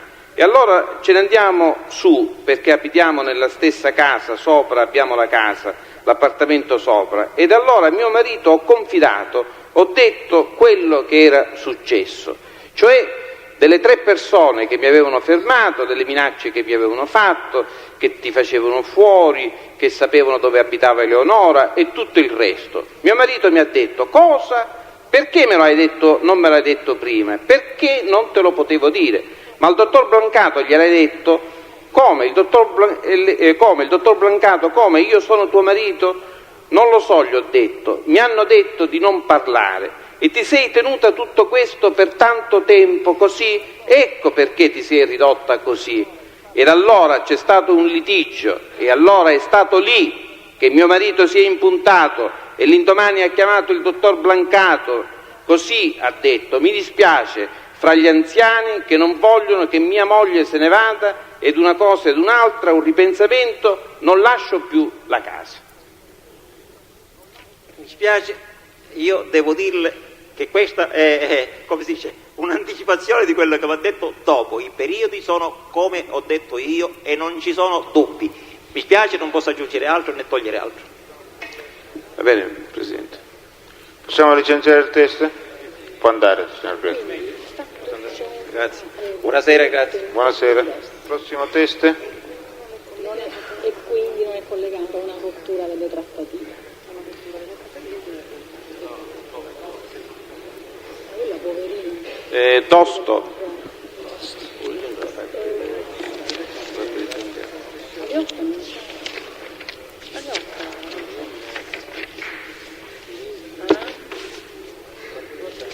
Ci sono questi 4 velocissimi, questi 4 non ho visto niente. Splendidi. Questi 4 velocissimi. No, questo era uno scherzo. Uno scherzo.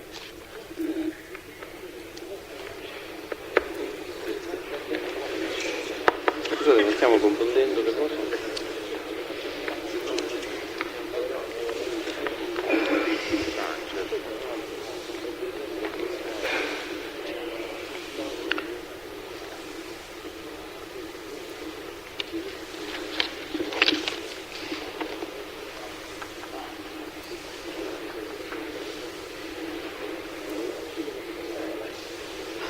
Lei, signor? Tosto Domenico, E dove è nato, signor Tosto? Catania, E la data di nascita? 26/9/62, E risiede a Catania? San Giovanni alla Punta. Sì. E vuole leggere la dichiarazione di responsabilità? Consapevole della responsabilità morale e giuridica che assumo con la mia deposizione, mi impegno a dire tutta la verità e non nascondere nulla di quanto è mia conoscenza. Adesso ascolti le domande del pubblico ministero e risponda parlando nel microfono in modo da far sentire da tutti.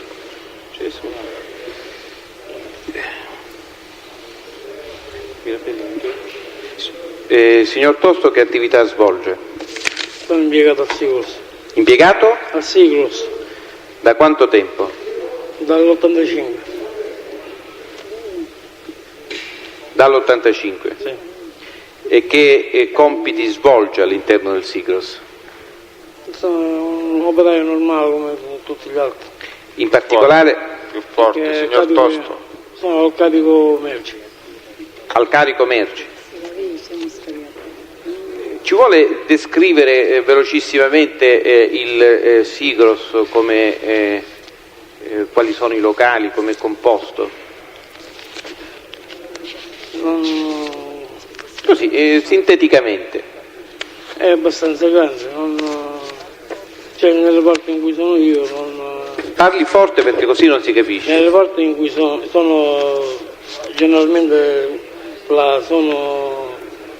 sono tutti i camion ci sono. Presidente, cortesemente, dalle spalle... Aspettiamo un momento perché si deve allontanare qualcuno, mi pare, non so.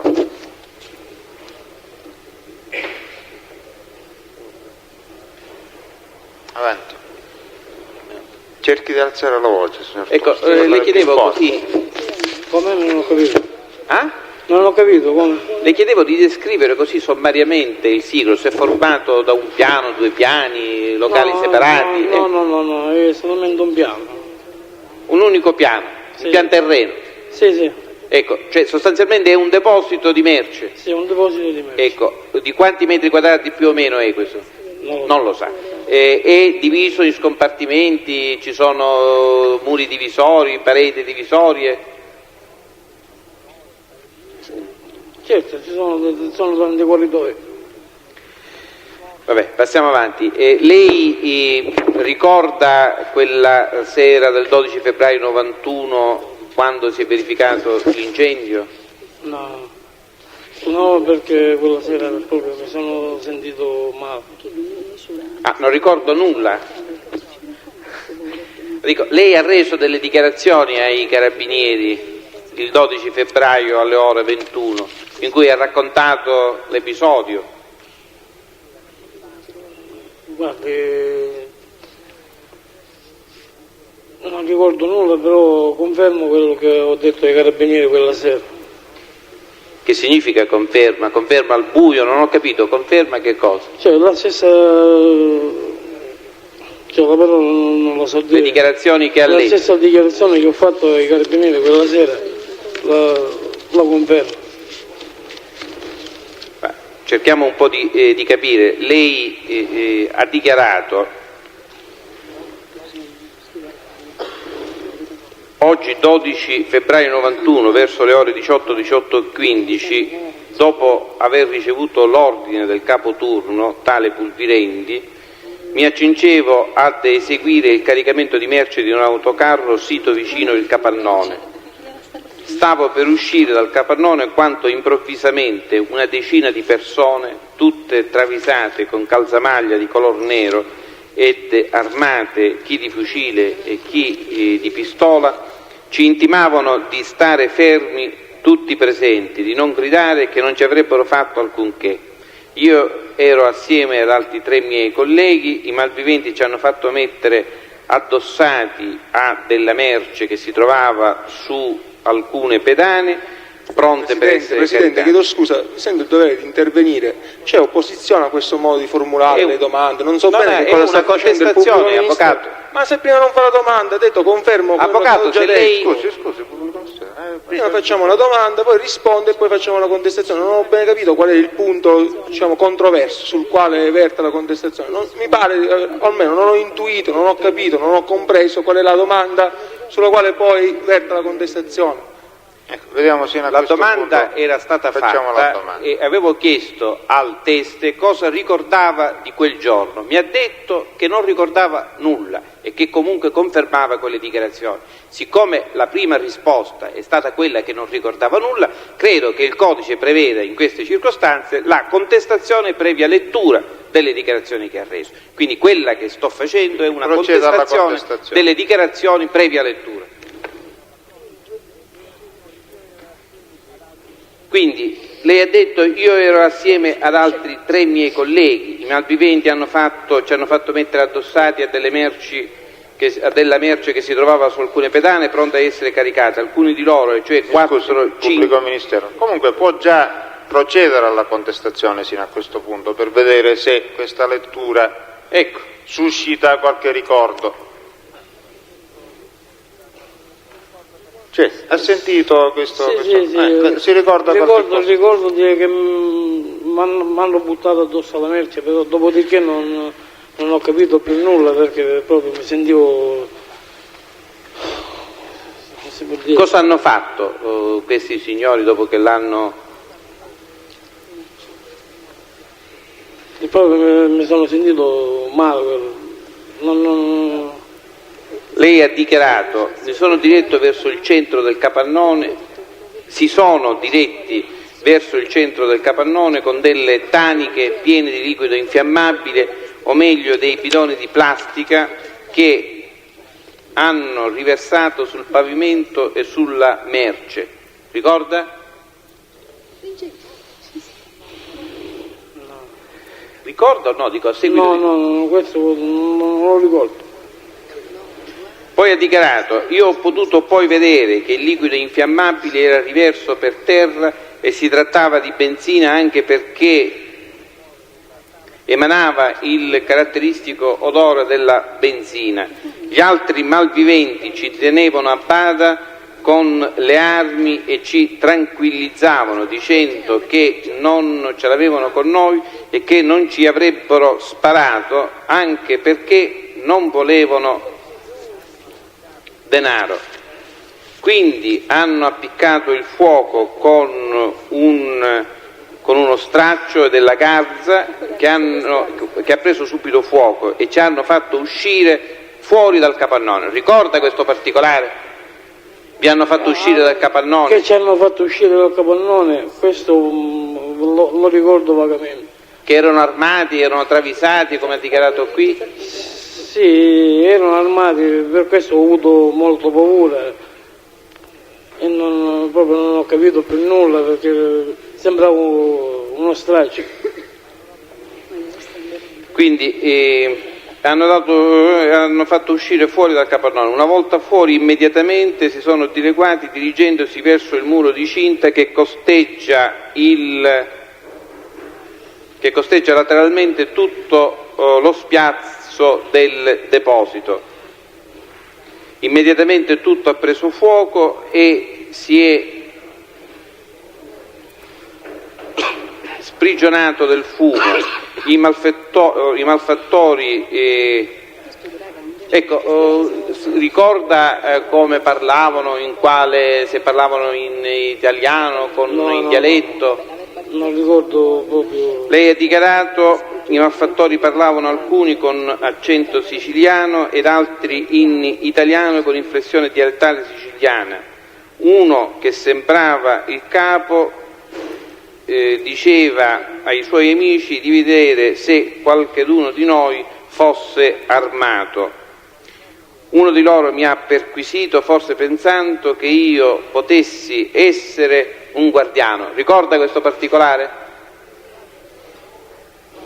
Sì, al primo impatto proprio hanno messo le mani addosso. Hanno messo le mani addosso per vedere se avevamo armi, perché con la giacca che portiamo noi abbiamo una giacca verde. Ricorda come erano vestiti? No. Ricordo che lei ha dichiarato che tutti indossavano pantaloni jeans, uno di loro indossava un giubbotto di pelle nera, mentre degli altri non ricordo che avessero indosso che cosa avessero indosso.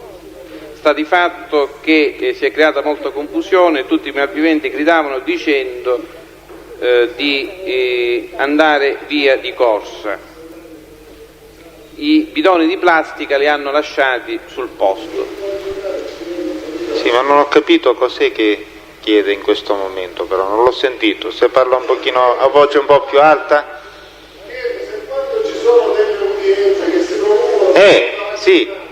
Se possiamo avere il diritto di poter andare, al carcere, di passare le ore, perché non siamo, Va bene, questo va bene. Cioè di andarvene prima che finisca l'udienza.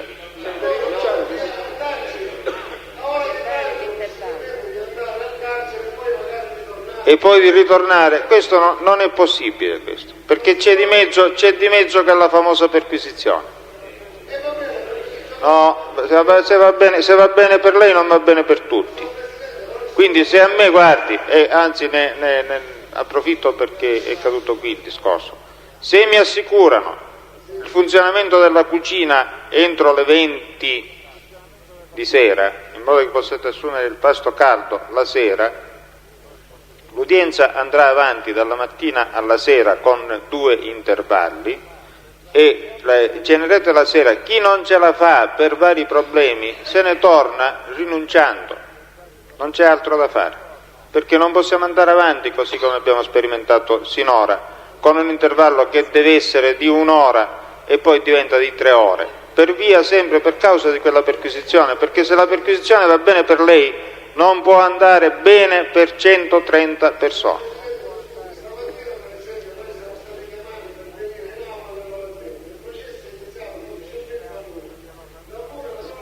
Scusi, è il caso che glielo rammenti perché è iniziato alle 12:30 o l'1?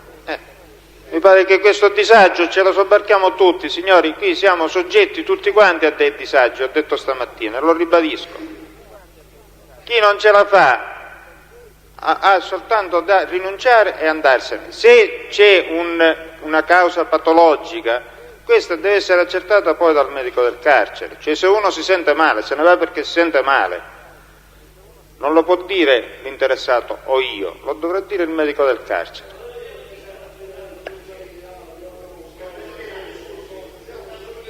Questa è la situazione. Come dice?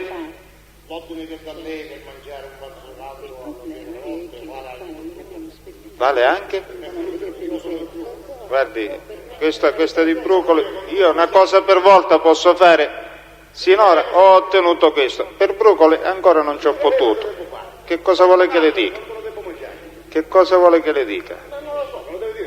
No, io non le posso dire niente. Io le sto dicendo che per quanto riguarda il carcere di qua, scusi, sono dopo tante insistenze, sono riuscito a ottenere questa assicurazione. Per quanto riguarda Brucoli ancora non sono arrivato, non posso darle nessuna risposta, va bene? Sì, signore. Perché quando andiamo via del quale dice il mezzo, per io tornare il mezzo. Ho sentito lei che diceva che è il caso mio, posso rimanere agli afflutti, ma quando dovrei mangiare un po'? Signor Mangio, le sto dicendo che non so risponderle, cosa vuole che le dica di più? Cioè il suo caso non sono riuscito a sbloccare. Posso fare niente. Non lo so, basta così. Chiuso. Allora vogliamo licenziare questo test che non... Sì, Presidente, io devo ultimare le contestazioni se stiamo per finire. Si stava parlando della descrizione fisica, il test non ricordava e contesto che ha dichiarato i malfattori mi sono sembrati tutti della stessa statura, medio-alta, di corporatura normale, cioè né grossa né snella, ed erano tutti vestiti con calzamaglia color nero. Ho chiesto poi chi era armato, ripeto la domanda, ricorda come erano armati? No. Ha dichiarato, in verità ho notato che uno solo era armato di fucile mentre gli altri erano armati di pistola. Pubblico ministero, a quanto pare non si è risolta la questione, non so. Scusi un momento,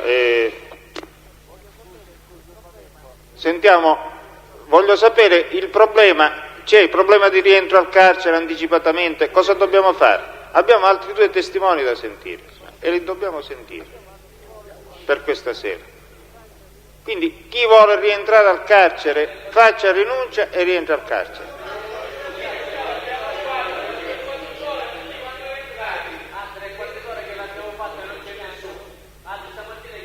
E allora, se mi consentite di licenziare il test, sospendiamo l'udienza in modo da consentire la traduzione al carcere di quelli che vogliono andare via. Sì, Presidente, chiedo che venga acquisito il verbale delle dichiarazioni rese il 12 febbraio del 1991 dal teste Tosto Domenico, nella parte in cui sono state oggetto di contestazione, cioè praticamente tutte. Sì. Grazie. Allora lei può andare e sospendiamo l'udienza.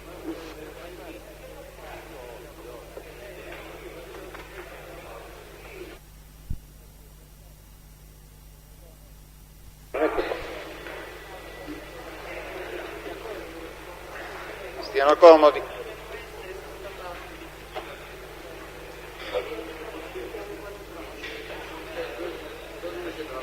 Sì. L'altro testimone.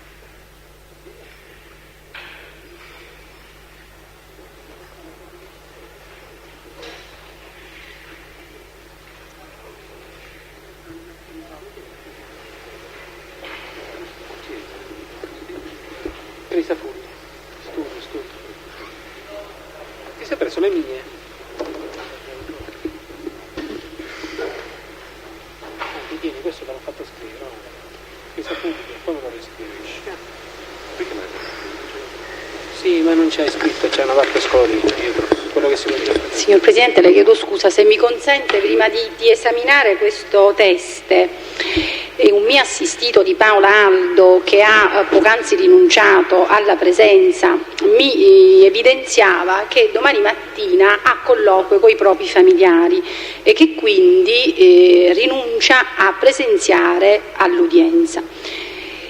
mi ricordava che ella ad udienze scorse aveva fatto presente che l'imputato che rinunciava per ragioni connesse alla facoltà, al diritto di fare colloquio con i propri familiari poteva poi chiedere di presenziare all'udienza pomeridiana se la stessa aveva corso. Ora io le chiedo, poiché pare che la matricola del carcere di Bicocca non osservi questa regola, come bisogna comportarsi, cioè cosa occorre fare? È esatto che l'imputato che rinunci poi non abbia diritto a presenziare all'udienza pomeridiana?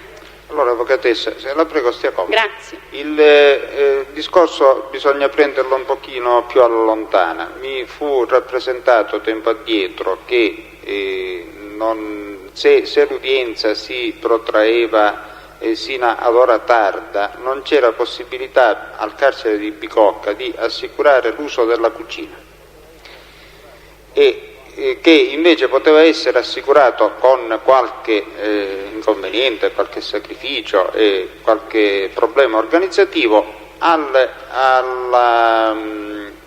diciamo in ore ricomprese fra le 14 e le 15. Questo comportò lo sdoppiamento delle udienze in ore antimeridiane e ore pomeridiane, come due udienze separate. Tant'è vero che il pomeriggio abbiamo richiamato l'appello e con tutti gli inconvenienti che tant'è si doveva fare. A questo inconveniente si è sovrapposto l'altro, che è quello della perquisizione approfondita e non superficiale come si era usato fare sino a un certo momento. Questo sistema di perquisizione ha comportato problemi di traduzione, perché i detenuti sono stati tradotti in aula a 5 per volta. Quindi tra andare al carcere e rientrare in aula era necessario, la mezz'ora per consumare il pasto, era necessario un intervallo di 3 ore. Questo a sua volta poi comportava che la sera ci si doveva trattenere qui sino alle ore 22. Ho fatto presente che così la cosa non poteva andare, che era necessario o che si consentisse di adoperare la cucina la sera, o che si potenziasse l'organico in maniera da consentire una traduzione più rapida, cioè che le operazioni di perquisizione potessero essere fatte in tempi più brevi. Mi è stato risposto che entro una certa ora, la sera, si consentirà l'uso della cucina. Ora, ritornando al problema organizzativo, questo comporta un mutamento di programma che consiste in questo: l'udienza non sarà più sdoppiata, ma andrà dalla mattina sino a esaurimento. Si prevede, con gli intervalli per consumare il panino, si prevede entro le ore 20 della sera, quindi dalle 10 del mattino sino alle 20 della sera. Questi devono essere i tempi. Questo comporta che chi rinuncia a tutta l'udienza. Spero di essere stato chiaro e faremo anche questo esperimento, vedremo se sarà possibile osservare questi tempi, e se non sarà possibile vedremo come organizzarci o disorganizzarci successivamente. Per quanto riguarda poi l'udienza in particolare di domani, il programma prevede, se non ci saranno inconvenienti del tipo amplificazione e cose di questo genere, sospensioni varie perché si torna nell'altra aula, domani quest'aula è impegnata dalla Corte d'Assise d'Appello, si prevede un'udienza nelle ore antimeridiane, soltanto perché i testi da sentire domani mattina sono in numero ridotto, adesso non ricordo quanti sono per domani mattina, Pubblico Ministero 4 o 5? 4. 5 più altri che dovranno essere accompagnati oppure no?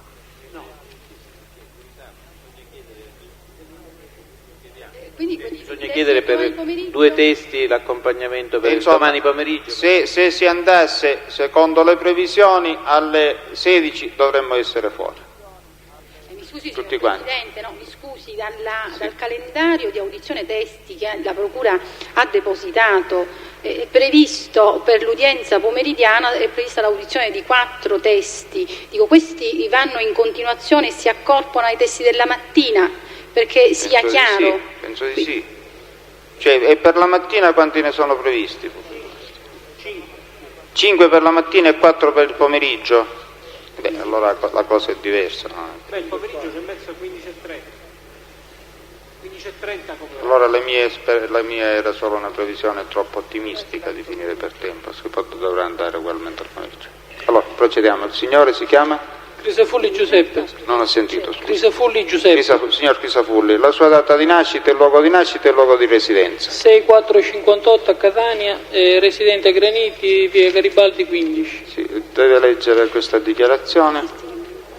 Lo devo leggere? Sì, consapevole della responsabilità morale e giuridica che assumo con la mia deposizione, mi impegno a dire tutta la verità e non nascondere nulla di quanto a mia conoscenza. Ascolti la domanda del pubblico ministero.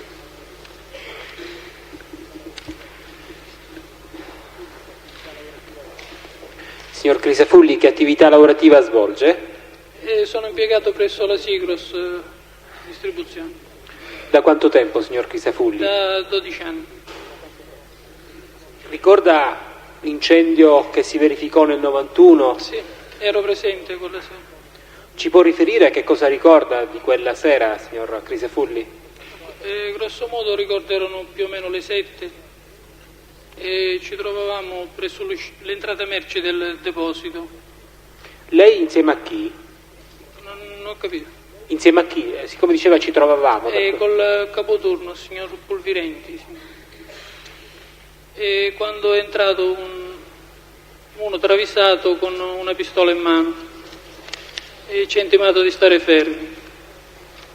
E poi contemporaneamente sono entrati diverse altre persone, non ricordo bene quante, e con delle taniche di benzina, e hanno cominciato a cospargere il primo scaffale, che era dove c'erano più o meno la carta igienica e pannolini, queste cose qua infiammabili. Hanno cosparso di benzina e ci hanno fatto uscire fuori e poi hanno appiccato il fuoco. Lei ricorda approssimativamente il numero di queste persone? Ma io ricordo più o meno una decina di persone. Erano tutti... Erano a viso scoperto queste persone? No, avevano tutti una calza, penso, sulla faccia, tranne uno che aveva una sciarpa, cioè era coperto fino al naso con una fascia. Ricorda se altri avevano le armi? Ricorda se queste persone erano armate? Ma più o meno tutte erano armate. Ricordo quello con la fascia che aveva un fucile a canne mozze e poi gli altri erano armati con pistole.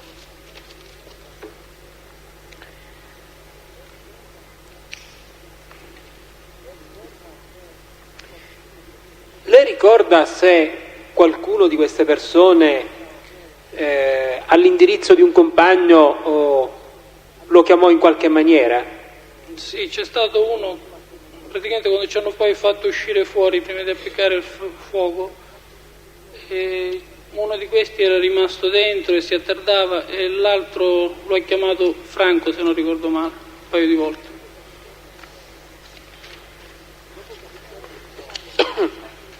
Dopo che appiccarono il fuoco, ricorda la zona dalla quale si allontanarono? Cioè la zona verso la quale si allontanarono?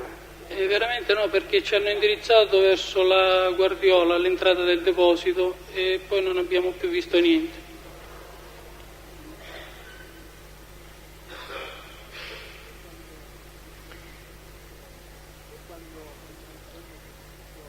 Lei quando venne sentito dai carabinieri ebbe a dichiarare proprio su questo punto, dileguandosi, scavalcando un cancello in una strada senza sbocco, lateralmente lo stabile. Cioè noi abbiamo pensato che l'unica via d'uscita che avevano era quella là, perché dall'altro lato era recintato con un muro alto, quindi l'unico posto possibile era scavalcare quel cancello. Ricorda se le persone in questione avessero un accento, un'inflessione particolare? Ma no, parlavano in dialetto siciliano come un po' tutti. Dialetto siciliano o dialetto catanese? Lei riesce a distinguere? Di questa zona qua più o meno, dell'Interland catanese.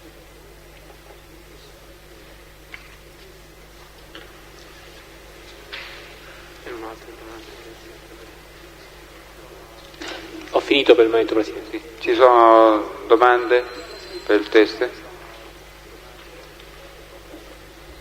Possiamo licenziarlo? Sì, Presidente. Può andare, grazie. Sì. Ci sono altri?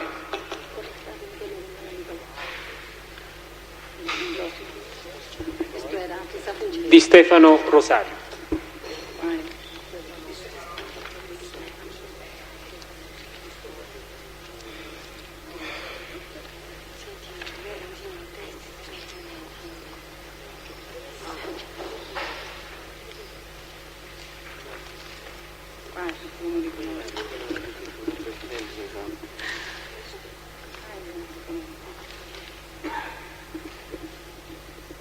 Si accomodi. Si sieda, buonasera. Lei è il signor? Di Stefano Rosario. Data e luogo di nascita e luogo di residenza, per favore. Nato a Catania il 22/2/54. Residente in Camporodonto Etneo, numero 7, via Etna. Sì. Vuole leggere la dichiarazione di assunzione di responsabilità per la testimonianza. La voce alta, signor Di Stefano. Consapevole della responsabilità morale e giuridica che assumo con la mia deposizione, mi impegno a dire tutta la verità e non a nascondere nulla di quanto è mio di conoscenza. Sì, adesso ascolti le domande del pubblico ministero. Signor Di Stefano, dove lavora? Impiegato Sigros. Da quanto tempo? Palme Torazia, zona industriale. Da quanto tempo? 1984. Lei era presente il giorno 12 febbraio del 1991 allorché si verificò l'incendio del deposito Sigros? Sì. Vuole riferire alla Corte ciò che ha avuto modo di constatare personalmente? Io mi ricordo, così ormai sono passati un paio d'anni, non è che uno può ricordare. Ecco, ricorda...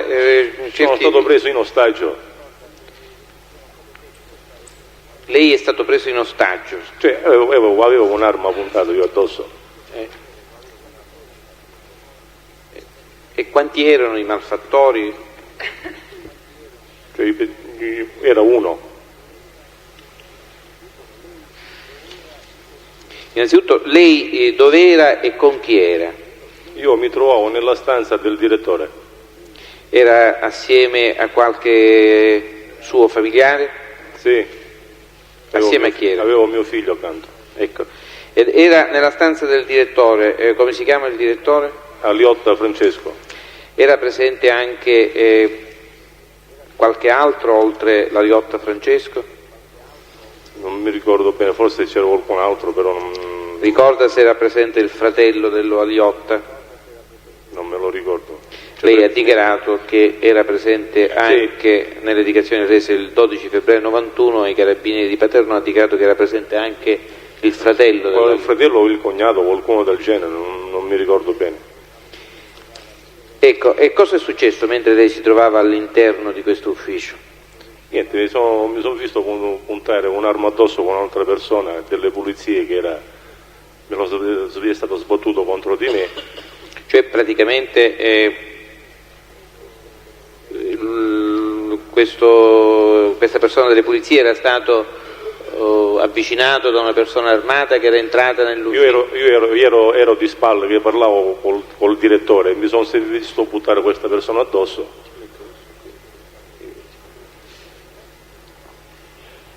E allora? Andiamo avanti. E niente. Ecco, che cosa fece questa persona? Vi puntò la pistola? Sì, ha puntato una pistola. E vi ha detto di fare qualche cosa? Vi ha invitato a fare qualche cosa?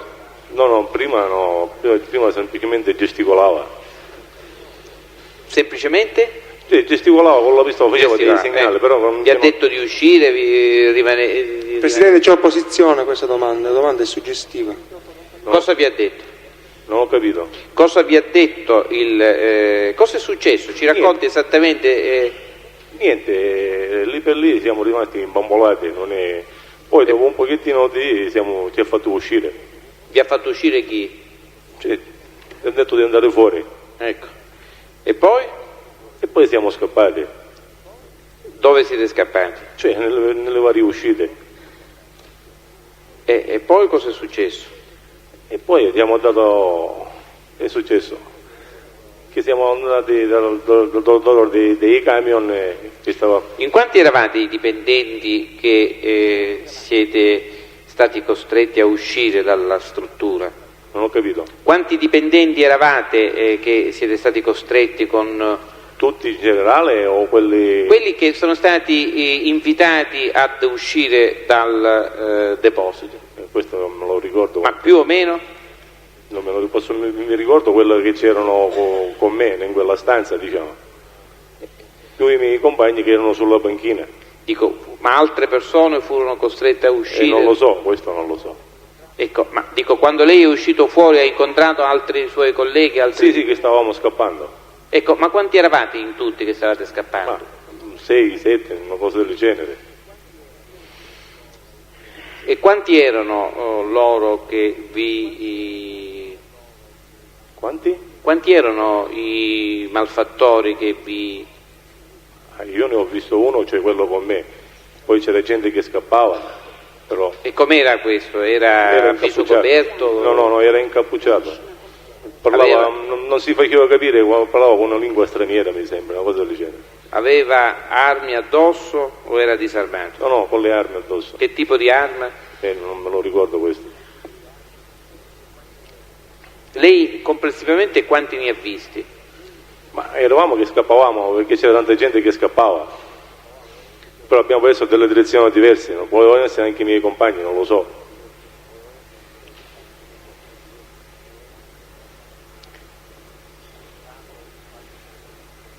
Ha notato qualche caratteristica particolare di alcune di queste persone?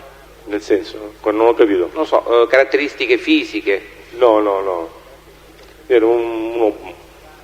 Dico, persone, lei ha detto potevano essere anche i miei compagni che scappavano. Sì. Dico, ma persone con il viso coperto, quante ne ha viste, più o meno? Saranno stati, per dire, li ho visti, cioè in quelli che uno scappava, non è che poteva 6-7 persone, potevano essere anche i miei compagni, perché poi quando siamo andati all'uscita abbiamo preso delle direzioni diverse. Voglio dire, le persone con il cappuccio incappucciate, ma un 6-7. E erano tutte armate? Quelle che ha visto lei? Sì. E l'incendio come si è propagato poi? Lei era presente? Io ho portato mio figlio in porte all'uscita e poi sono ritornato di nuovo perché uscivamo dei camion, è stato subito l'incendio, si è provocato. Ecco, ma l'incendio è stato iniziato prima che venisse questa persona all'interno dell'ufficio del direttore oppure prima siete usciti e poi è iniziato l'incendio? Guarda, quando io ero già all'uscita già c'era il fuoco sulla panchina. Il fumo o il fuoco? Il fuoco sulla panchina. Sulla panchina? Cioè la panchina noi chiamiamo panchina dove noi caricavamo i camion. Cioè, mi faccia capire. Dove ci sono, cioè questa qua, prendiamo questa qua, no? Ci sono i camion messi con le sponde su questo piazzale, noi la chiamiamo quella panchina. E quindi il fuoco era arrivato sino alla panchina? No, penso che è partito dalla panchina il fuoco. Cioè dall'esterno? Questo, sopra la panchina. Scusi, sopra la panchina e all'esterno del deposito? All'interno? Sì. E ha visto se c'era materiale infiammabile, liquido, benzina, bidoni? Per dire, penso che era benzina perché giustamente per prendere fuoco. Poi come merce infiammabile c'era la merce già sulla panchina che noi dovevamo caricare sui camion. Ricorda se nel corso di questi concitati momenti qualcuno dei malfattori chiamava qualche altro con il nome? Questo ci chiamavamo fra di noi. No, dico tra di loro, si chiamavano per nome? No, ci chiamavamo, mentre noi scappavamo con i nostri compagni, ci chiamavamo fra di noi per vedere se c'era qualcuno all'interno o meno.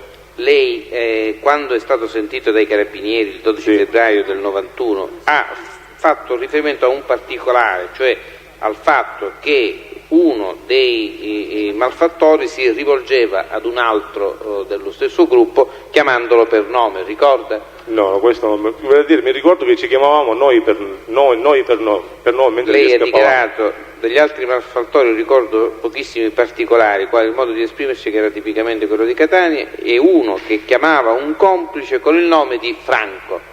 Ricorda? Noi chiamavamo Franco Salvatore, che c'era Salvatore, c'era Franco Bellia, ci chiamavamo fra di noi, per dire siamo scappati. Scusi, ho capito, però lei quando è stato interrogato ha dichiarato che un complice chiamava un altro complice con il nome di Franco. Le sto chiedendo, ricorda questo particolare? Deve dire io, cioè per nome noi ci chiamavamo noi, può anche darsi che ha sbagliato, cioè, a scrivere, non lo so, questo non lo so. Dico, questo è un dato che è emerso anche dalle dichiarazioni di altri suoi colleghi.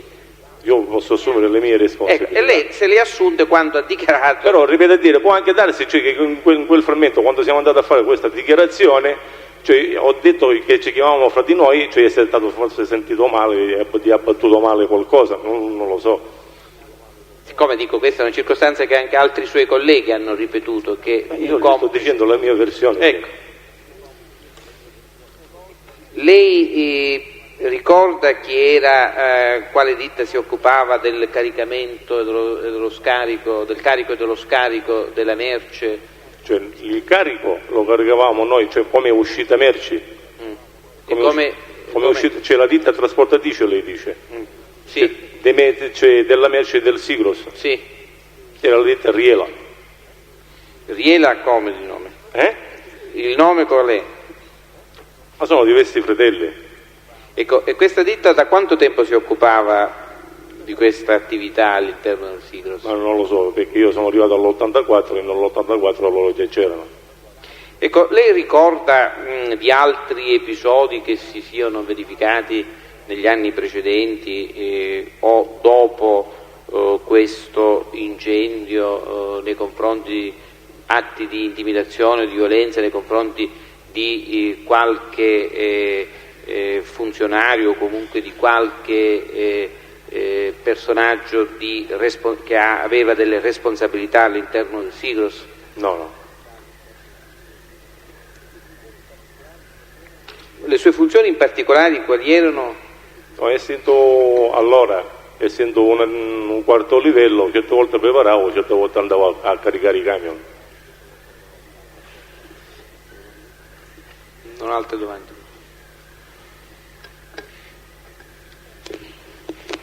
Signor Di Stefano, lei poc'anzi, su domanda del pubblico ministero, ha parlato di un malfattore che la teneva puntata con la pistola. E avevamo un'arma puntata addosso.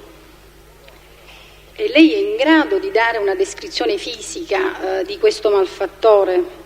No. Lei ricorda qualche particolare relativo al modo di parlare di questa persona che la teneva puntata con la pistola? Ma teneva puntate tutte e quattro, però aveva un accento straniero, l'ho dichiarato ai carabinieri, questo me lo ricordo. Ecco, io per quanto riguarda questo accento straniero desideravo chiederlo, lei ebbe modo di constatare che si trattava di un linguaggio incomprensibile, che questa persona... Ma questo non glielo so dire, in quell'istante parlava in quel modo. Quindi parlava con il linguaggio di una persona straniera? Sì, perché non si faceva capire. Senta, lei ha detto poc'anzi che i malfattori erano con il volto travisato. Lei ebbe modo di notare, di vedere il colore della pelle della persona che la puntava con la pistola? No. E allora io le contesto che... Sì, mi scusi, perdono. Cioè di un colore, una carnagione scura. Era di una carnagione scura, tipica di un nordafricano, lei ha dichiarato in sede di interrogatorio, mi scusi, dinanzi ai carabinieri di Paternò. Lei la conferma questa circostanza? Sì, era di carnagione scura. Nessun'altra domanda, signor Presidente. Pubblico Ministero? Può andare, signor Ministero. Grazie. Buonasera. Non c'è nessun altro? Allora, per domani mattina il Pubblico Ministero chi voleva...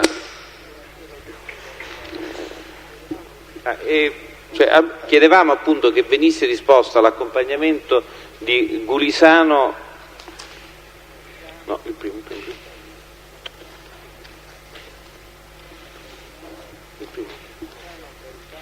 Di Gulisano Gaetana e di Caramazza Salvatore.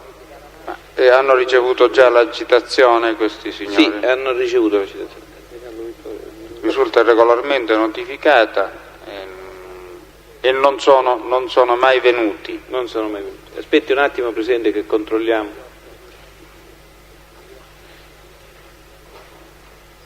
Che doveva essere oggi. E anche il test Aliotta Francesco, che poi insomma è il direttore del deposito, quindi è particolarmente importante sentirlo. Questi qui non ci sono.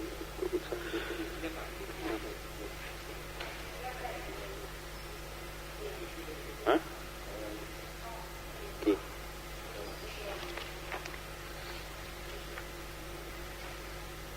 L'altro? Solo questo. Presidente, per Caramazza in effetti risulta risiedere all'estero, quindi... Come dice? Caramazza risulta risiedere all'estero e quindi non è stato citato.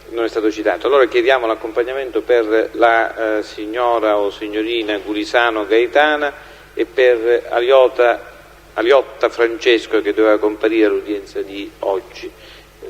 Magari per domani pomeriggio, così c'è più tempo per noi e anche per domani mattina, però non so se sì, per noi diciamo per le ore 10 e seguenti e poi quando lo eseguono. Va bene? Sì, ore 10 e seguenti metto.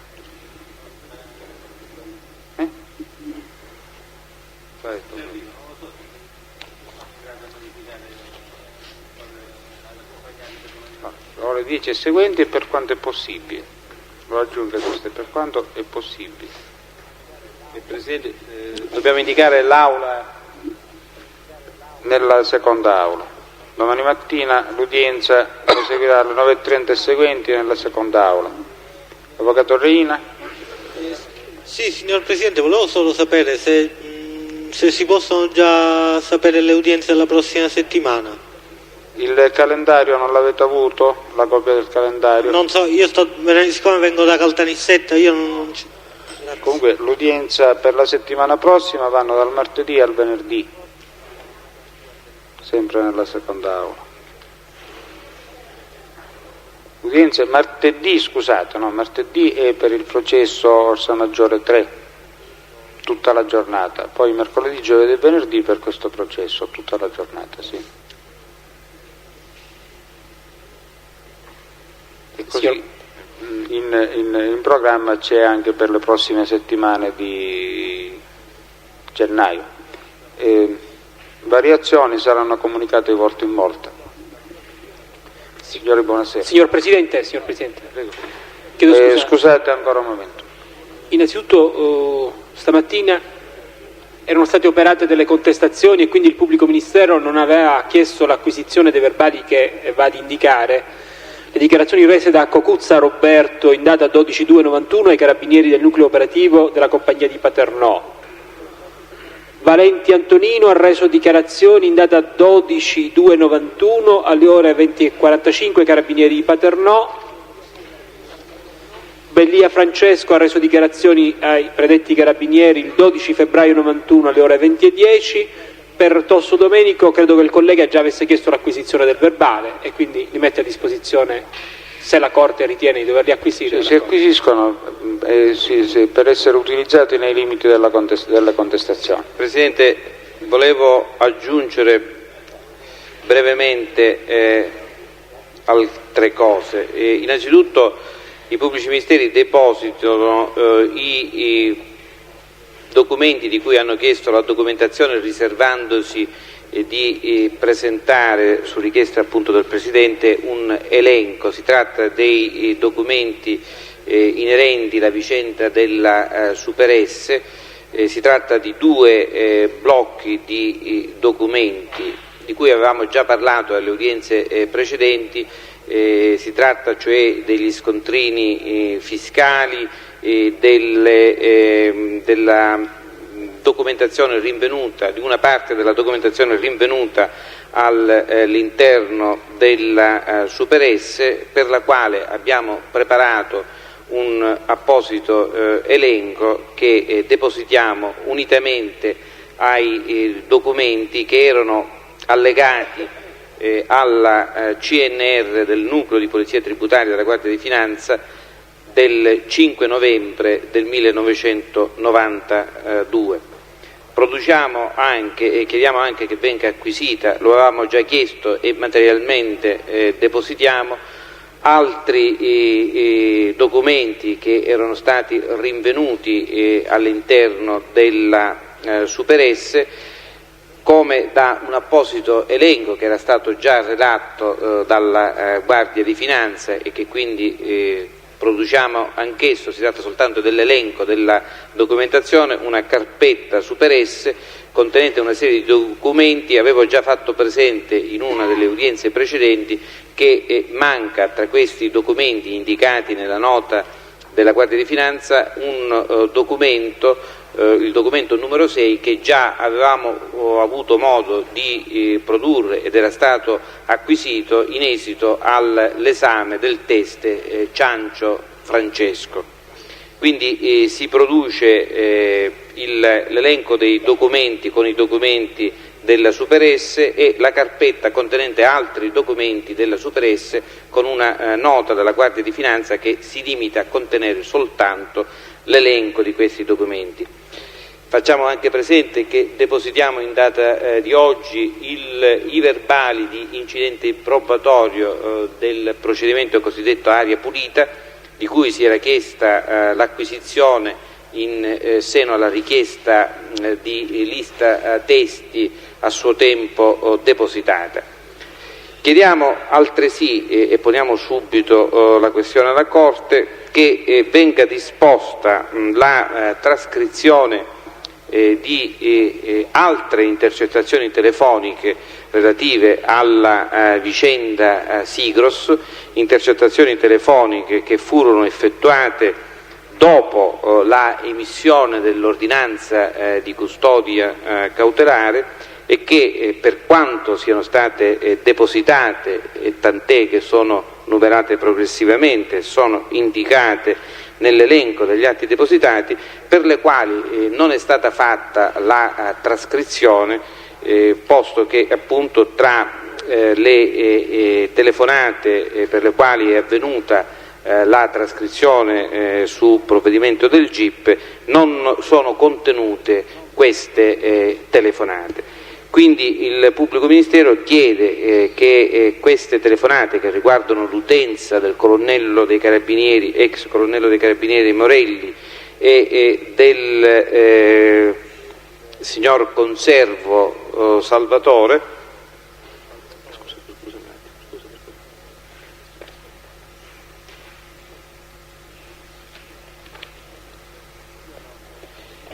siano appunto oggetto di trascrizione. Magari per completezza il Pubblico Ministero si riserva all'udienza successiva di fare un elenco di queste telefonate. Diciamo soltanto che si tratta di telefonate che riguardano l'utenza di Morelli Franco e di Conservo Salvatore, sia l'utenza di Roma 3780-332, sia l'utenza 3789-963. Ripeto, si tratta di telefonate che riguardano il periodo successivo alla emissione dell'ordinanza di custodia cautelare. Il Pubblico Ministero fa subito la richiesta e si riserva all'udienza di domani o al massimo a quella di mercoledì di depositare l'elenco delle telefonate specificatamente per le quali si chiede la trascrizione. Anche perché controparte da esaminare, perché mi pare che è una richiesta nuova. È una richiesta nuova perché non ci eravamo accorti che le telefonate non erano state trascritte, però si tratta di atti che sono stati depositati. Mettiamo a disposizione di controparte e ne riparliamo allora all'udienza di mercoledì per la decisione della Corte. Questi altri documenti invece erano già ammessi. Sì. E li sta materialmente producendo.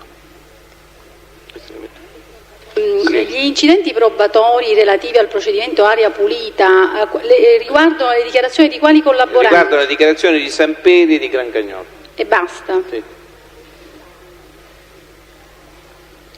Sono relativi alla lista presentata con riferimento al procedimento inizialmente separato?